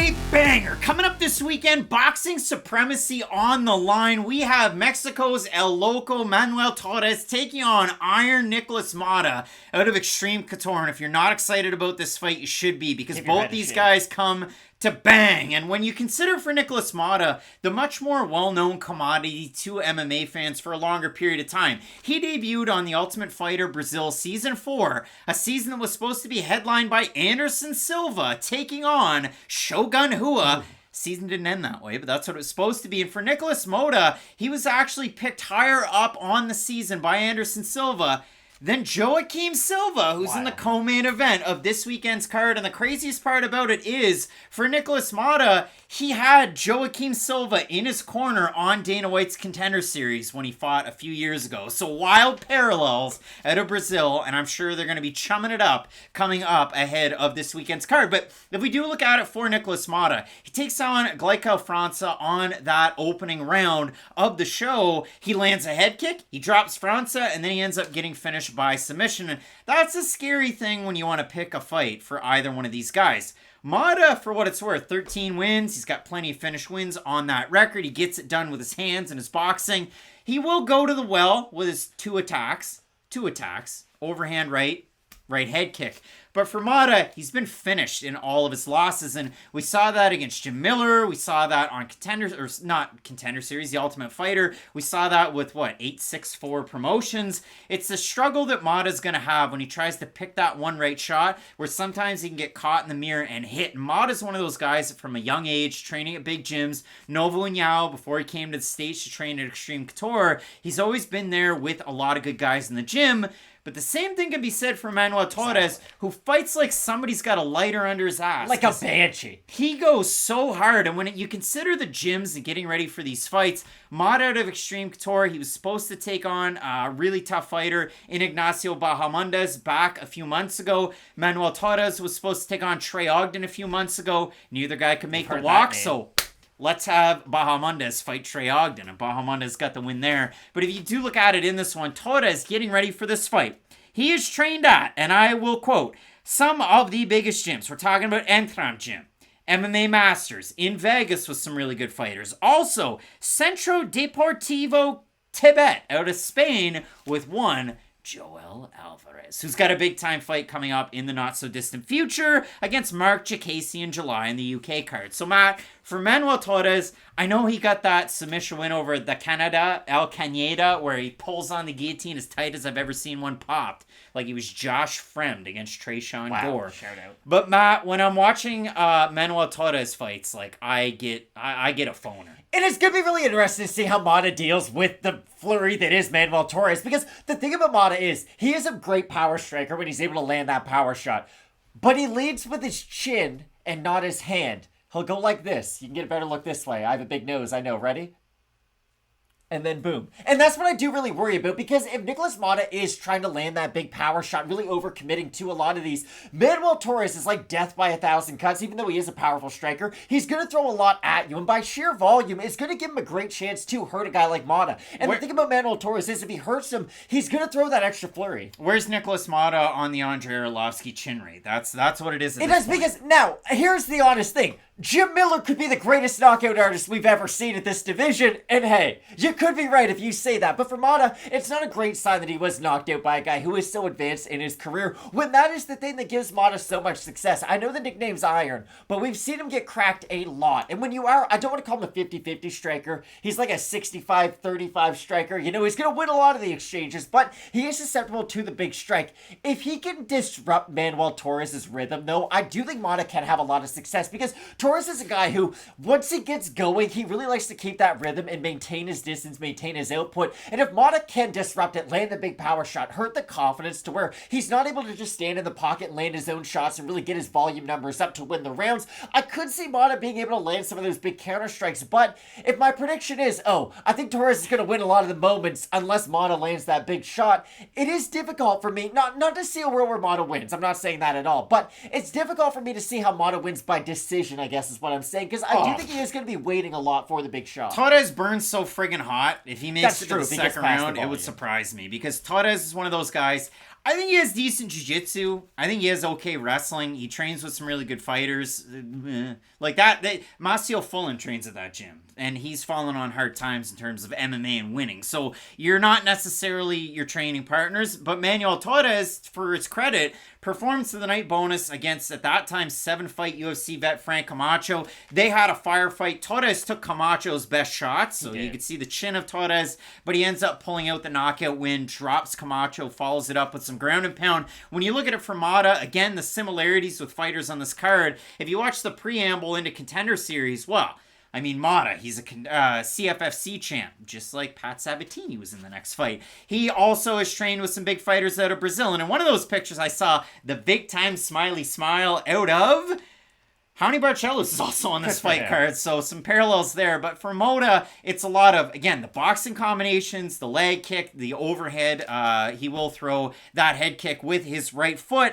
But when you consider for both these guys, obviously the right hook in close for Jim Miller. It dropped Mota, and that was a finishing sequence. But against Cameron Van Camp, it was Mota able to go out there against a bigger, taller fighter, which is similar to the parallel of Emmanuel Torres' fight. And Mota was able to land at will, eat some of the power shots of Van Camp, and keep on ticking. So when I do consider this matchup, Matt, I see this a lot like an AHL hockey fight between Fredericton, New Brunswick's own Eric Nielsen and the biggest hockey fighter of all time, Steve McIntyre, where, and I'll link it in the comments section, the guy who's calling that one had some things to say like, those are man-sized punches, as well as his nose looks like a stick of butter in July, and that was a 5-knuckle tango exhibition. That guy was so excited for that fight. It's one of the best hockey fights. If you've never seen it, which you probably haven't, you should. So I will link that below. But Matt, this will be a big-time fight. This is one of my favorite fights on the card. Torres, a slight favorite in this one. I think the fans will side with him. I'm going to say over under 65% Torres. I think it'll be over. I think it's going to be over. It's way over. 602 total votes. 85% Torres, 82% by knockout. For the 15% that have Mota, 47% by decision, 42% by decision. Count me in as a 15%. I've got Nicolas Mota in this one to outlast Manuel Torres. I think Mota can keep a high shell like we've seen him in a lot of his fights and withstand some of the pressure because Torres burns so gosh darn hot. And we haven't seen him in over a year since he had that fight against Frank Camacho. So for me, I like Nicolas Mota in this fight, but going back and watching the tape on Torres, boy, oh boy.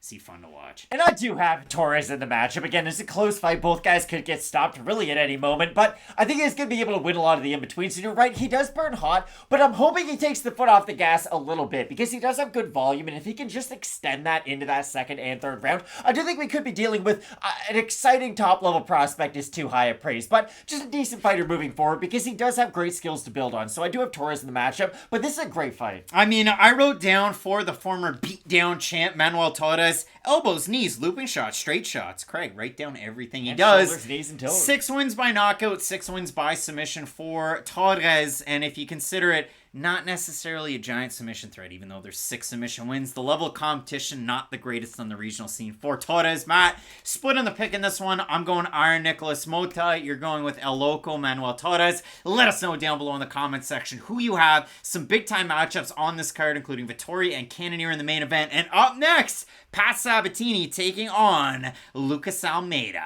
You're going to want to keep it locked in with Fight Night Picks. We always say, let's get into it.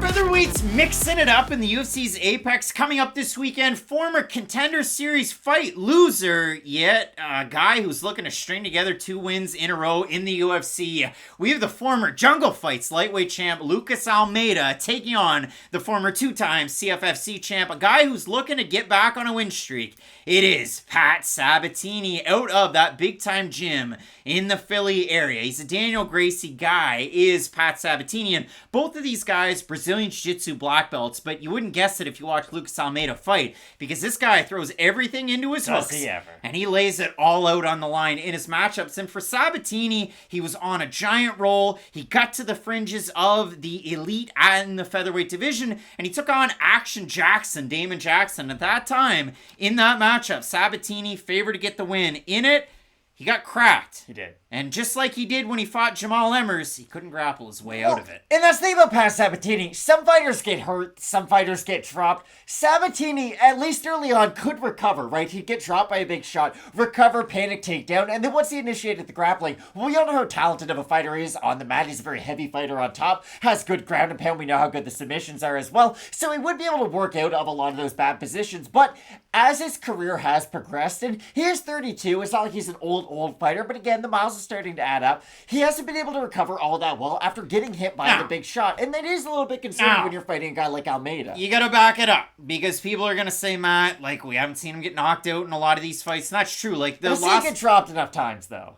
Okay, show us the fights, because the CFFC fight that's considered a TKO loss, he dislocates his elbow. Well, no, the Emmers fight, though, is a concerning fight. The fight against Emmers, he gets dropped. The fight against Damon Jackson, he gets dropped. Those are some examples, but he has shown resolve, albeit, again, one due to injury and one a terrible knockout loss his last time out. Now, for Sabatini, I sat here and I wondered, why haven't we seen him since the Damon Jackson fight? So I went out and I sought out some interviews. And I found a new interviewer. So he did one on June 7th with Dan. So in that one, for the first time, I thought that just every morning Pat Sabatini wakes up, somebody pisses in his Cheerios, and that's why he looks mad all the time. But I actually saw Dan. He made Pat smile. So Pat Sabatini, he has a real smile. And in it, he actually said something that I didn't know. That sounds pretentious, but if you look at Sabatini's Tapology page, Sherdog, records, wherever it is, it doesn't show him in any matchups after the Damon Jackson fight. Pat said he was matched up June 10th at UFC 289 to fight Atlanta Canadian Gavin Tucker again. And Tucker pulled out of that fight. So, it was announced by Marcel Dorf on May 19th that Sabatini would be stepping up in place of Hakeem Dawodu to take on Lucas Almeida. Flip of the coin, Lucas Almeida, after that fight that he had against Mike Trezano, where he just absolutely floors and rallies back against the former Ultimate Fighter winner Trezano, he was booked to take on Takugov. Takugov couldn't make the weight. Andre Fili, that fight fell out, and then Hakeem Dawodu. It's awesome to see Almeida back in a matchup. And when you look at this fight, where Almeida does have the grappling pedigree, and he trains out of a good gym, one that you don't hear about in Equipe Rivera Black Team down in Brazil, teammate of recent LFA champ Rodolfo Bellado, who you saw in Contender Series get floored. If you do look at it for Almeida, all of those successes on the regional scene at lightweight, drops down to featherweight, looks really good against Trezano, even though the chin got checked in the first round. He drops Trezano round 2, drops him round 3.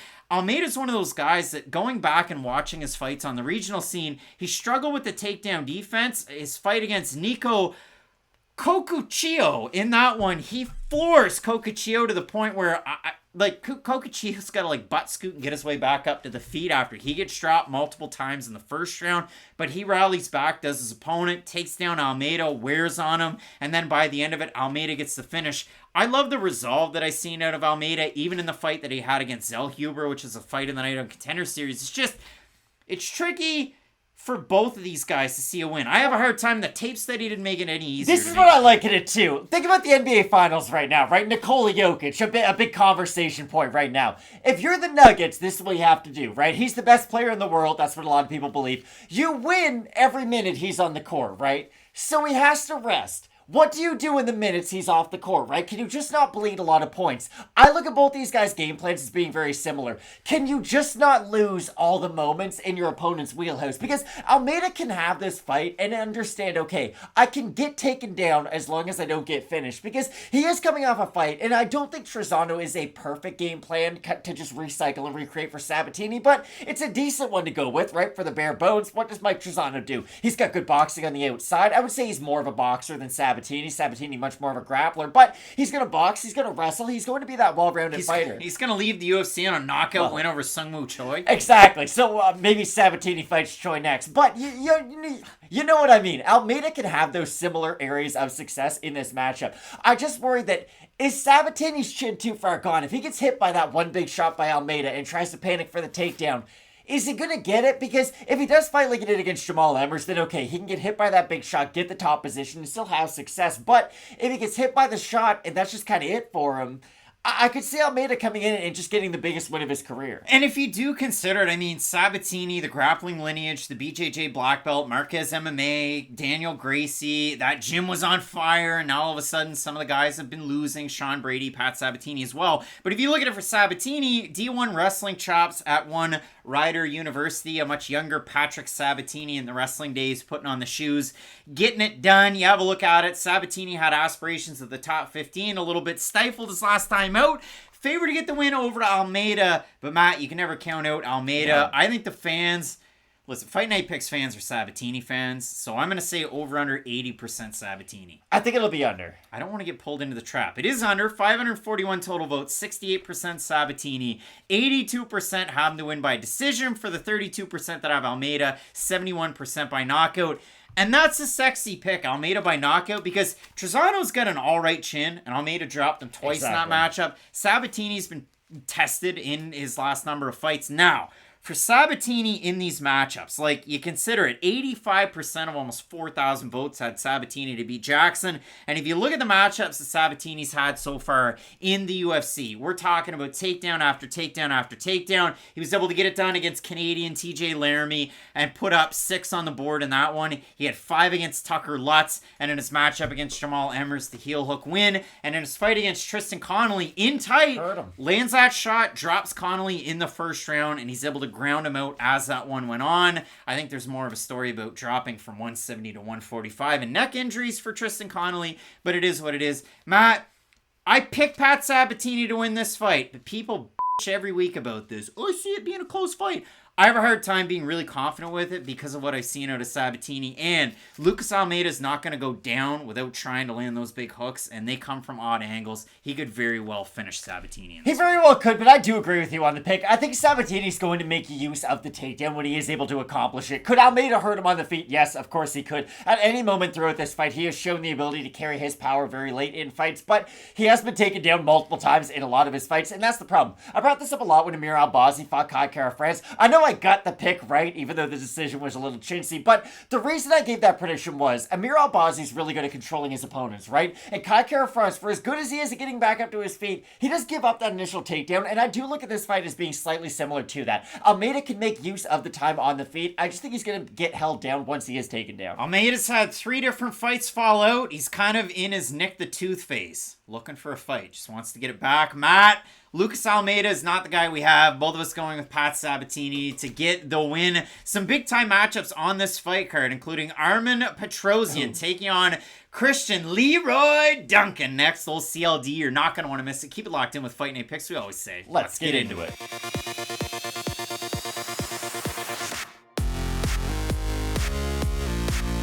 Big time middleweight fight on this UFC Vegas 75 card. We have the real debut of England, CLD, Christian Leroy Duncan, the former Cage Warriors champ, and he's taking on Superman Armen Petrosyan, a guy who's co-main evented a UFC fight, a guy who appeared on Dana White's Contender Series, a guy who can really get it done, the former world champ in Muay Thai, Armen Petrosyan. Not that Armen Petrosyan. However, he is pretty damn good. Former AMC Fight Nights Global light heavyweight champ is Petrosyan. And when you go back and you watch some of his fights, he is a meat and potatoes Muay Thai striker. And what do I mean by that? He keeps his hands dangerously low between his waist and his chest. They really do hang low. But he will throw those big looping hooks, some really good kicks, a nice reset on it. And you saw it out of Petrosyan his last time out. Prelims of a pay-per-view card against Mark Coleman protege. Mark Coleman going to be boxing in October, and that's scary. But through Mark Coleman's yells were Petrosyan's lands on the outside against Dobson, who was plotting forward, and you can see a lot of good things out of that. And when you look at a guy like Christian Leroy Duncan, we love his striking. He's like a bigger Raymond Daniels. He can really get it done. 720 spins, the spinning back elbow that he was able to land in an actual title fight a few fights ago against Marion Dimitrov that ended up punching his ticket into the UFC. It wasn't supposed to be because Christian Leroy Duncan on New Year's Eve was supposed to fight Jesse Taylor. But Taylor got in a car accident before the fight, so they scrapped it, and Duncan gets his shot in the UFC. And then Duncan's fighting Dusko Todorovic in a fun one where they're grappling up against the fence. Dusko reverses position, torques on his knee, lands on it, and then that's the end of the fight. So it's unfortunate that the fight against Taylor didn't happen, that the fight against Dushko didn't really even get to start. Now ultimately we get it. And I say meat and potatoes. Armen Petrosyan, he's like my guy. I'm going to see him in August, Matt. It's like listening to a Chris Stapleton record. It's meat and potatoes and you're going to enjoy it. But CLD, it's like Bat Out of Hell by Meatloaf. If you've never heard it, you don't know what's going on, but it is a lot of damn fun when it's going down. It's an interesting fight because for Petrosyan, he does a great job at closing the distance, even though his hands are down. He does mix his footwork in with his boxing, even though he does like the kicking range the most. He's a fighter who's going to fight on the very outside, but he does do a really good job at blitzing in and catching his opponents off guard when he does decide to throw his hands too, and that's not being surprised to see. It's odd because his hands down style will get him caught when he does blitz in, but it also does disguise some of those bigger looping shots as he is able to land them. So for Petrosyan, it's going to matter, can he do enough at the kicking range to get the respect of Leroy Duncan? Because if Duncan's able to just box his way in, be that whirling dervish is kind of the proper term, I guess, because he does get ugly on the inside. The kid's a bearcat. And if he is able to use his elbows, use some of the more, it's odd. You know, when you think Muay Thai, you think knees and elbows, right? Petrosyan, I would say, is more likely to throw kicks from the outside and then kind of lean in with his boxing, whereas Duncan is going to throw more elbow and knee techniques, so I do think the inside is where Duncan can have a lot of success. It's like if you took Rod Tang and took his skills down the middle and gave one to one guy and one to the other. You know what I mean? Well, for Petrosyan, you would assume, Muay Thai, you're going to think about a lot of the elbows, but I think on the inside, if Duncan's able to get it into the clinch, not only does that, limit the movement of Petrosyan, but it's going to help him land some of those more in-tight power shots that he is well known for. Now, if you look at it for Petrosyan, under the Endeavor banner, Contender Series, and in the UFC, the takedown to defense, it's bad. 4 of 16 takedowns has Petrosyan defended successfully. That means that 12 of them he's given up. And if you look at it for Petrosyan, everybody's going to try and take you down. It's the Holly Holm hallmark. He fights Kolev over on Contender Series. He gets that win over there. He then beats Gregory Rodriguez by split decision. He loses to Caio Bajalio, where he does get taken down and held down. That's a good fighter, though. And then he beats AJ Dobson. If you look at it for Christian Leroy Duncan, the Jadi Milan fight is one where he gets taken down early in the first round, held down for the majority of the first round. Milan starts to tire. Duncan takes over with the striking. Duncan does have a submission win over Moore, but in that one, you go back and you watch it, poor Moore was in over his head in that fight. But when you consider for Armen Petrosyan and you look at the fact that 7 of these 8 wins are by finish, I went back and I tried to figure out, okay, where is he really starting to struggle, meeting some resistance? Gregory Rodriguez did a good job with the judo and the striking, and some people thought that Gregory won, but it's neither here nor there. Close fight. The fight that Petrosyan had against Artur Alaskarov over at MMA Festival, in that one, going back and watching it, Alaskarov ends up tiring and losing in the second round. He gets dropped. He's walking away from the fight at the end of it. It's tough, but he's walking down Petrosyan, who's on the back foot with those low stances, and Alaskarov's landing because Petrosyan, again, walking back with his hands down, getting hit. Then Petrosyan becomes the wrestler and has success with his takedowns, and it was really a mind fumf, if you've ever heard of one. For Christian Leroy Duncan, going back and watching the tape, he's going to have to worry about the same things as Petrosyan. Guys are going to try and take him down. His takedown defense is okay. Before his last fight, he was training with Phil Hawes down at Tiger Muay Thai to get ready for Dusko. In this one, he's training at home. That's Range Martial Arts Academy with Mark Weir. UFC veteran Mark Weir, the 10-second knockout over Eugene Jackson, that guy. But if you look at it for Duncan, he comes in with his hands at about head height, but he enters and inserts himself into the fight with his head on the center line. He will move on the outside, but when he's making his entries, the head's up and he stands really tall. So both these guys kind of suffer from some of those flaws. But guys, I mean, one guy's undefeated as a pro, one guy's 8-2, so I don't have any negative things to say about them. They're both very, very good fighters. This fight's really going to come down to the range. Can Petrosyan utilize those kicks and the big hooks to keep Duncan away from him? Because if so, Duncan on the outside doesn't really do much. He's got to get his work done in tight. With those, he throws wild combinations. He throws things from odd angles. He keeps his opponents guessing from round 1 to round 3 and beyond. I love the matchup, Matt. Duncan favored in this one. I have no idea where the fan vote's going to be, so I'm going to let you set it on Tapology. I'm going to set it at 60% Duncan. I'm going to say over on that one. I think the fans like Duncan. 655 total votes, 77% Duncan, 39% by decision, 54% by knockout. For the 23% that have Petrosian, 73% by decision. I think Petrosian can cause Duncan a lot of issues that a guy like Dusko wouldn't have in the last matchup. Getting ready for that one. I have the underdog in this fight. I didn't think I was going to heading into this, but upon further film study, I just think Petrosian's not going to get hit a lot on the outside, but I'm going to say this too. I don't know if he's going to land a bunch of crippling shots either. Like, I think this could be a bit of a chess match from the outside because both guys are such talented strikers, and I think Duncan realizes, hey, if I do just blitz my way in without being cognizant of the dangers in front of me, Petrosian can land a big bomb and end the fight quite rapidly, so I'm going to have the slight underdog Petrosian. Give me Paradise by the Dashboard Light. I like CLD in the matchup because I've seen Petrosian, he's done a really good job at mixing in his strikes and mixing in his combinations. He will rip one to the body to then follow it up with a kick. You saw that against AJ Dobson his last time out. Won all 3 rounds in spectacular fashion without getting the finish, but he did get bloodied up on some of those entries. And Duncan's a guy that, again, like I said, he mixes things in really well. And I think if he's able to pressure Petrosian to turn Petrosian maybe even into a grappler, that's where Petrosian could struggle against a guy like Duncan. So we're split on the pick. I do have CLD in this matchup. Matt going with Superman, Arman Petrosian. If Arman Petrosian wins, I mean, Fiziv's had wild callouts in his career. Do you think Arman goes, I could be your Superman, your Superman, your Superman? He calls out Eminem. For some reason, I was thinking Enrique Iglesias. I can be your hero, baby. But no, I don't think he's going to. I don't think he's a big Eminem guy. Do you think? Nah, but I do know that Petrosian, getting ready for this one, training at ATT with Arman Zarukian, who's in the next fight. And he's also training back home with Roman Kopylov, a pretty darn good guy if you want to mimic a little bit of the boxing and some of the wrestling that you could see in a matchup like this at middleweight. Again, split on the pick in the matchup. Let us know who you have. That next fight, Matt, the co-main event, Arman Zarukian taking on Joaquim Silva. You're not going to want to miss it. Keep locked in with Fight Night Picks, we always say. Let's get into it.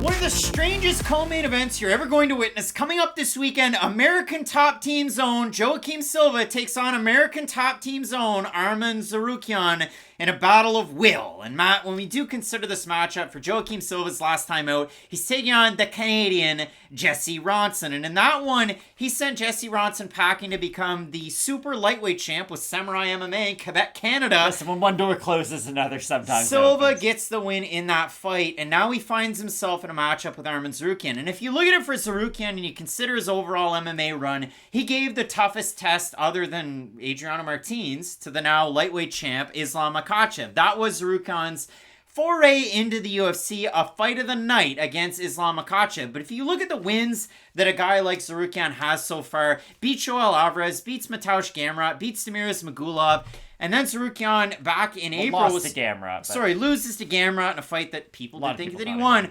The weirdest part for me is Arman Zarukian must hate his training partners at ATT because Gamrot trains at ATT, that's a loss. Then you also look at it, Ismagulov trains at ATT, he beats him. Arman Zarukian's supposed to fight Hanato Moicano, who trains at ATT in a main event. And now he gets ATT Joaquim Silva. It's got to be awkward in the training room when you're looking at a guy like Arman Zarukian. It probably is, but let's just get down to brass tacks. Like, when I first watched Arman Zarukian fight Islam Makhachev and make a great account of himself on short notice, I thought, oh, well, that's weird. You know, like, you can have an outlier performance. Remember when Mike Miller lost one of his basketball shoes, still hit all those threes? Like, you can have an outlier performance, but you don't show up on short notice and have competitive fights with guys who are ranked. What's my Jim Miller rule, Craig?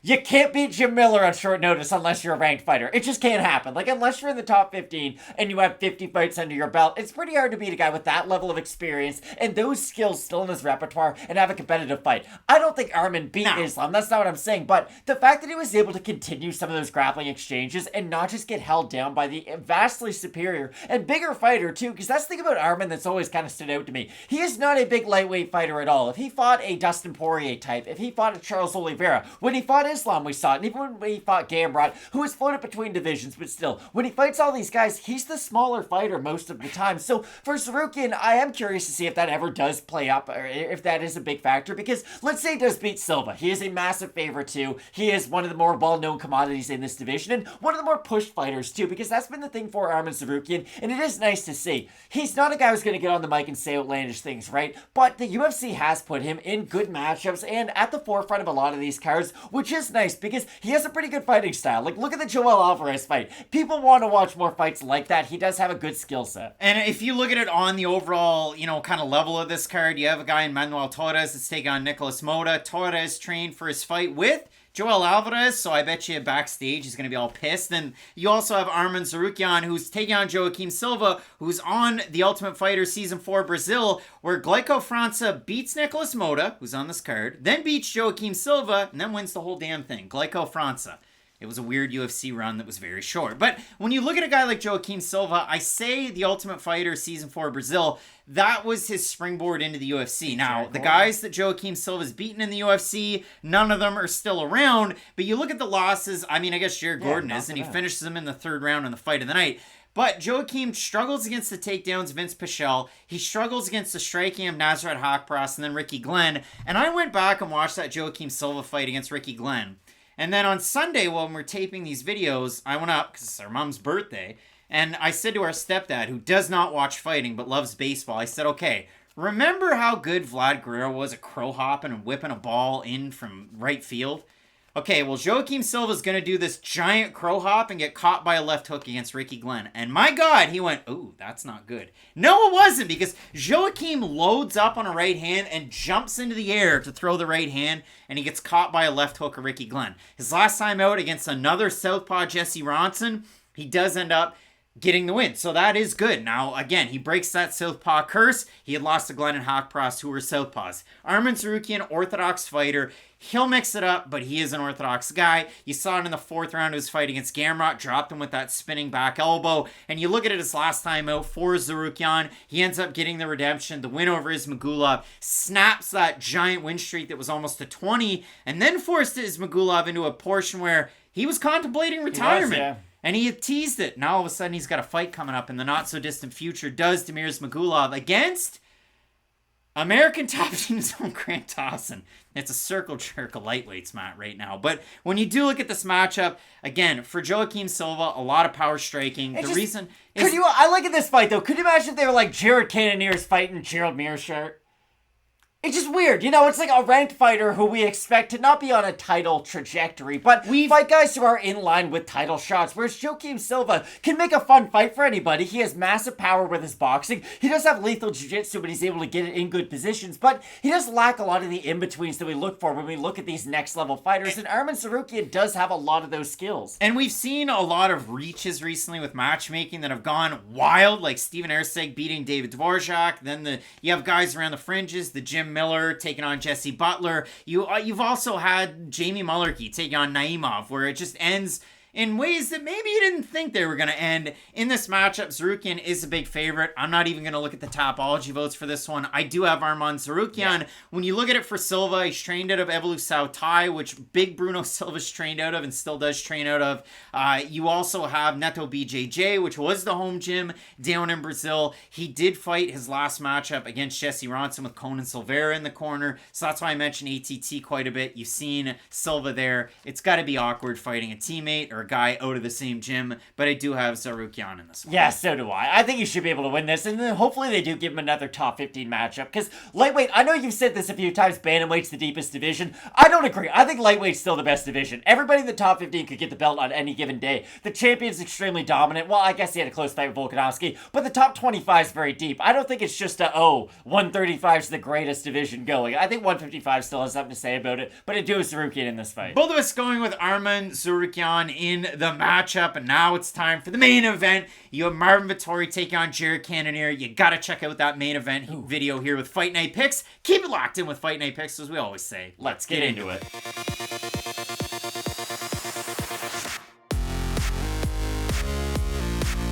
It's Main event time, UFC Vegas 75, Marvin Vettori, the Italian Dream, taking on the Killer Gorilla, Jared Cannonier. As always, one half of your hosting duo, Craig Allen, Twitter and Instagram, at Craig Allen FNP. With me to my left, to your right, respective socials, Matt Allen FNP. And for both of these guys, former title challengers, as I said, Alex Pereira moving up to 205 to take on Jan Blachowicz. And now all of a sudden, the middleweight division's wide open. Adesanya is your champ. Couple of ranked guys that are taking on unranked guys. You have Sean Strickland and Abus Magomedov. And it's wide open, but isn't it in the same position? So you have Israel number 1, Robert Whittaker kind of holding the gate for him number 2. Whittaker doesn't have a fight. I mean, you have Ikram Aliskerov taking on, Paulo Costa. So a lot of opportunity for both these guys to try and knock back on the door of a title shot. And for Vettori, his last time out, kind of a chintzy decision. It was unanimous, but he does get the win over Roman Dolidze. And for Jared Cannonier, you look at it, his was even weirder because the split decision win over Sean Strickland, 49-46s both ways. Sal D'Amato scored at 49-46 for Sean Strickland, which is a wild card. I had Cannonier, yeah. And I had Cannonier as well. But if you do look at it for both these guys, fighting a very high level of competition for a really long time, 8 main events between them. And the craziest part about it is, Jared Cannonier, 2-0 at the UFC's Apex. Marvin Vettori, 4-0 at the UFC's Apex. Both guys probably going to lose that one of those guys is going to lose that This fight has a lot of style points on it, but the craziest part about it is for Cannonier against Strickland in a main event, kind of a non-starter. And for Marvin Vettori, I think back, okay, what's a similar comp? His fight that he had against Jack Hermanson, which is the UFC's fight that they pushed out there on YouTube as the free fight. It was fun as it went on, but there were no big knockdowns, there were no big takedowns. There was a lot of volume on the outside. I think this Vettori fight and the Cannonier fight, there's going to be a lot of parallels between the two that I just mentioned. These guys are oddly similar, but not at all. And let me just at least bring up some of the similarities, at least in their lasting power. Now, they do it in very different ways, because Marvin Vettori is on you for 25 minutes, right? He's in your face. He's going to throw that jab, try to throw the looping right hand, get on the inside, use the clinch to get the takedowns. Whereas Cannonier, he can last, but he's going to have 2 or 3 big flurries in that round, and then be a really sound defensive fighter in between. Him and Joel Romero are not perfect in this respect, but what was Joel really well known for? He'd hold the hands very high and he'd wait. He'd wait and wait and wait. And what Jared Cannonier does a good job at is, hey, did he lose to Adesanya? Did he lose to Robert Whittaker? Yeah, he did. But other than the one knockdown by Robert Whittaker, for the most part, he's not eating these crazy big shots, right? He holds his hands up, he's going to wait, and Cannonier does a good job at parrying strikes too. If you're throwing a jab in and you are a little bit lazy with it, he does a great job at throwing it to the side, and he can land his own counter shots over the top. And for Cannonier, I think he just follows the game plan that he had against Derek Brunson. You might give up a takedown in the first round. You might get dropped. Give up a takedown. You might get hurt by a shot here or there. Marvin Vettori is capable of all those things. The difference is, Cannonier is going to make Marvin Vettori pay every time he gets close to him. There is a genuine power difference between these two men, because Marvin Vettori is a huge guy, but he's not a huge puncher by any means. And I do think it's part of his style. He's not someone who's going to sit down and throw big winging hooks. That's it. Marvin Vettori will walk you down. He's really light on his feet, but he never sets into his shots. And maybe that's something at Extreme Couture that they're working on. It very well could be. But with Vettori, you look at the 5-on-in, the title shot is one of those fights. We go all the way back to the Kevin Holland win that he had. He loses Israel Adesanya. He beats Paulo Costa in a light heavyweight main event. He loses to Robert Whittaker, and then he goes out there his last time out and beats Roman Dolidze. I thought Dolidze won the first round and the second round based on power alone, but Vettori with his volume was able to get the decision win. It was kind of all over the place, but if you do consider it for Vettori, those 2 losses, he struggled against the kicks of Robert Whittaker, he struggled against the kicks of Israel Adesanya. Cannonier throws kicks. Great leg kicks. Occasionally head kicks, but mostly the leg kicks are the moneymaker for Cannonier. And even if Cannonier gets backed up, he makes you pay on a lot of the shots. The 5-on-in for Cannonier, if I may, it starts with the loss to Robert Whittaker. The kick that broke his arm, that was an issue for him as well. He beats Kelvin Gastelum, the boxer. He beats Derek Brunson where he gets dropped by a close and tight shot. Elbows. But then those elbows, as I mentioned, in motion, and so did you, that was the lasting factor. Adesanya on the outside was too much. And then the Sean Strickland fight, Cannonier was the one that landed the bigger, heavier power shots, now a training partner of Marvin Vettori. And the fight's in the States, so Strickland should be able to be in the corner of this one if he so chooses. You're going to see Nixick there, and maybe there's a chance that we get to see my guy, no sleeve on the right side, Dewey Cooper, cornering. I absolutely love it. But again, we know Cannonier's starting heavyweight, light heavyweight, middleweight, the Goldilocks zone. And if you do consider it, the Gastelum and the Strickland fights were the Cannonier ones in the Apex, where smaller cage, boxers, and Cannonier gets it done. I've tipped my hand. I think Jared Cannonier wins this fight against Marvin Vettori coming up this weekend. I know it's probably not the sexy pick, and we'll get to your YouTube community votes, but when I look at this fight, Matt, for Vettori, if he was settling down on his shots, I think he could mix them in and camouflage them with his volume, and he could get a win against a guy like Cannonier. People will be down on the fact that Cannonier's just a shade over 39. Like, his career brought him to the military before it brought him to fighting, which is wild, and he's had this much success in his second career.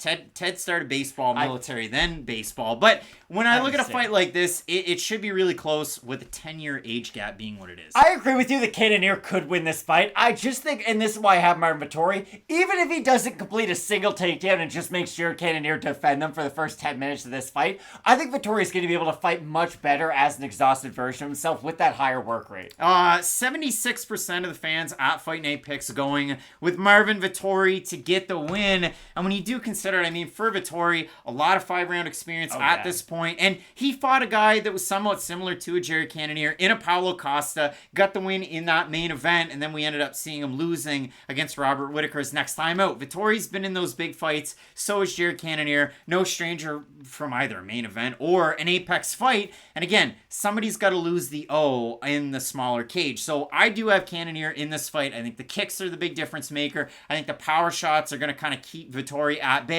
And the thing that I liked out of Cannonier is last time out was figuring out the range against a boxer to keep them on their heels and pumping out the jab a little bit more than we've seen. Cannonier was very consistent his last time out, and I actually am going to draw parallels to a prelim fight here. Kyung's last time out against Tanab Bakary, I'm putting too much stock into his volume and his 1-2s. I might be doing the same thing with Jared Cannonier in this matchup, so be forewarned right there. But I think it's going to be overall a big-time fight. Matt, the Diamond Jubilee, 75 events at the Apex, and they're still packing people in like sardines in this one. Marvin Vettori choked out Steve. Is it Steve will do it? Over on the I don't know. Instagram, the Nelk Boy guy. So yeah, Vettori did that as Michael Bisping did it to Steve-O. I do know Steve-O. I went to see him. I went to see him, and I got his hot sauces. They were good. But Matt, overall, question mark kicks, that's here on our channel 2 hours before the prelims. You can find us if there's any weird things that happen during the week, any weight misses, we will have you covered on that one on Saturday. There's 14 total fights on this card. That is a lot. So if there's any movement on the card, if anything falls out, we'll update you as soon as possible. I'll be, on the move this week, but we will be sure to get those out as soon as possible. And I know, even though there's 14 total fights, we're excited about a lot of the prospects and those fighters, and there are 7 of them that are making their second times out. Exactly. That this does feel like a Fight Night Picks type card. It's a big sophomore dance on this card for some reason. But I think, again, I stress this a lot in the opening. The main event's really important because how many more times is Jared Cannonier at 39 years old could he be able to fight sort of that inner circle of elite middleweight fighters? Because in the top 5, I'd say in any division, any of those fighters given a good win could fight for the title coming up next. And for Marvin Vettori, the last time out, he kind of faced that, right? If he lost to Roman Dolidze, you're out of that elite pool. So the loser of this is probably going to find themselves on the outside looking in. So I think it is a really important fight. And I made the mistake earlier, so now I get to follow it up. There is one fight at the top of the middleweight division that's not between these two guys. Robert Whittaker taking on Dricus du Plessis. So that is the other big-time one. Strickland versus Magomedov, a main event. Paulo Costa taking on Ikram Aliskerov. You are not going to want to miss the action of this weekend. Keep it locked in with Fight Night Picks. We always say, let's get into it.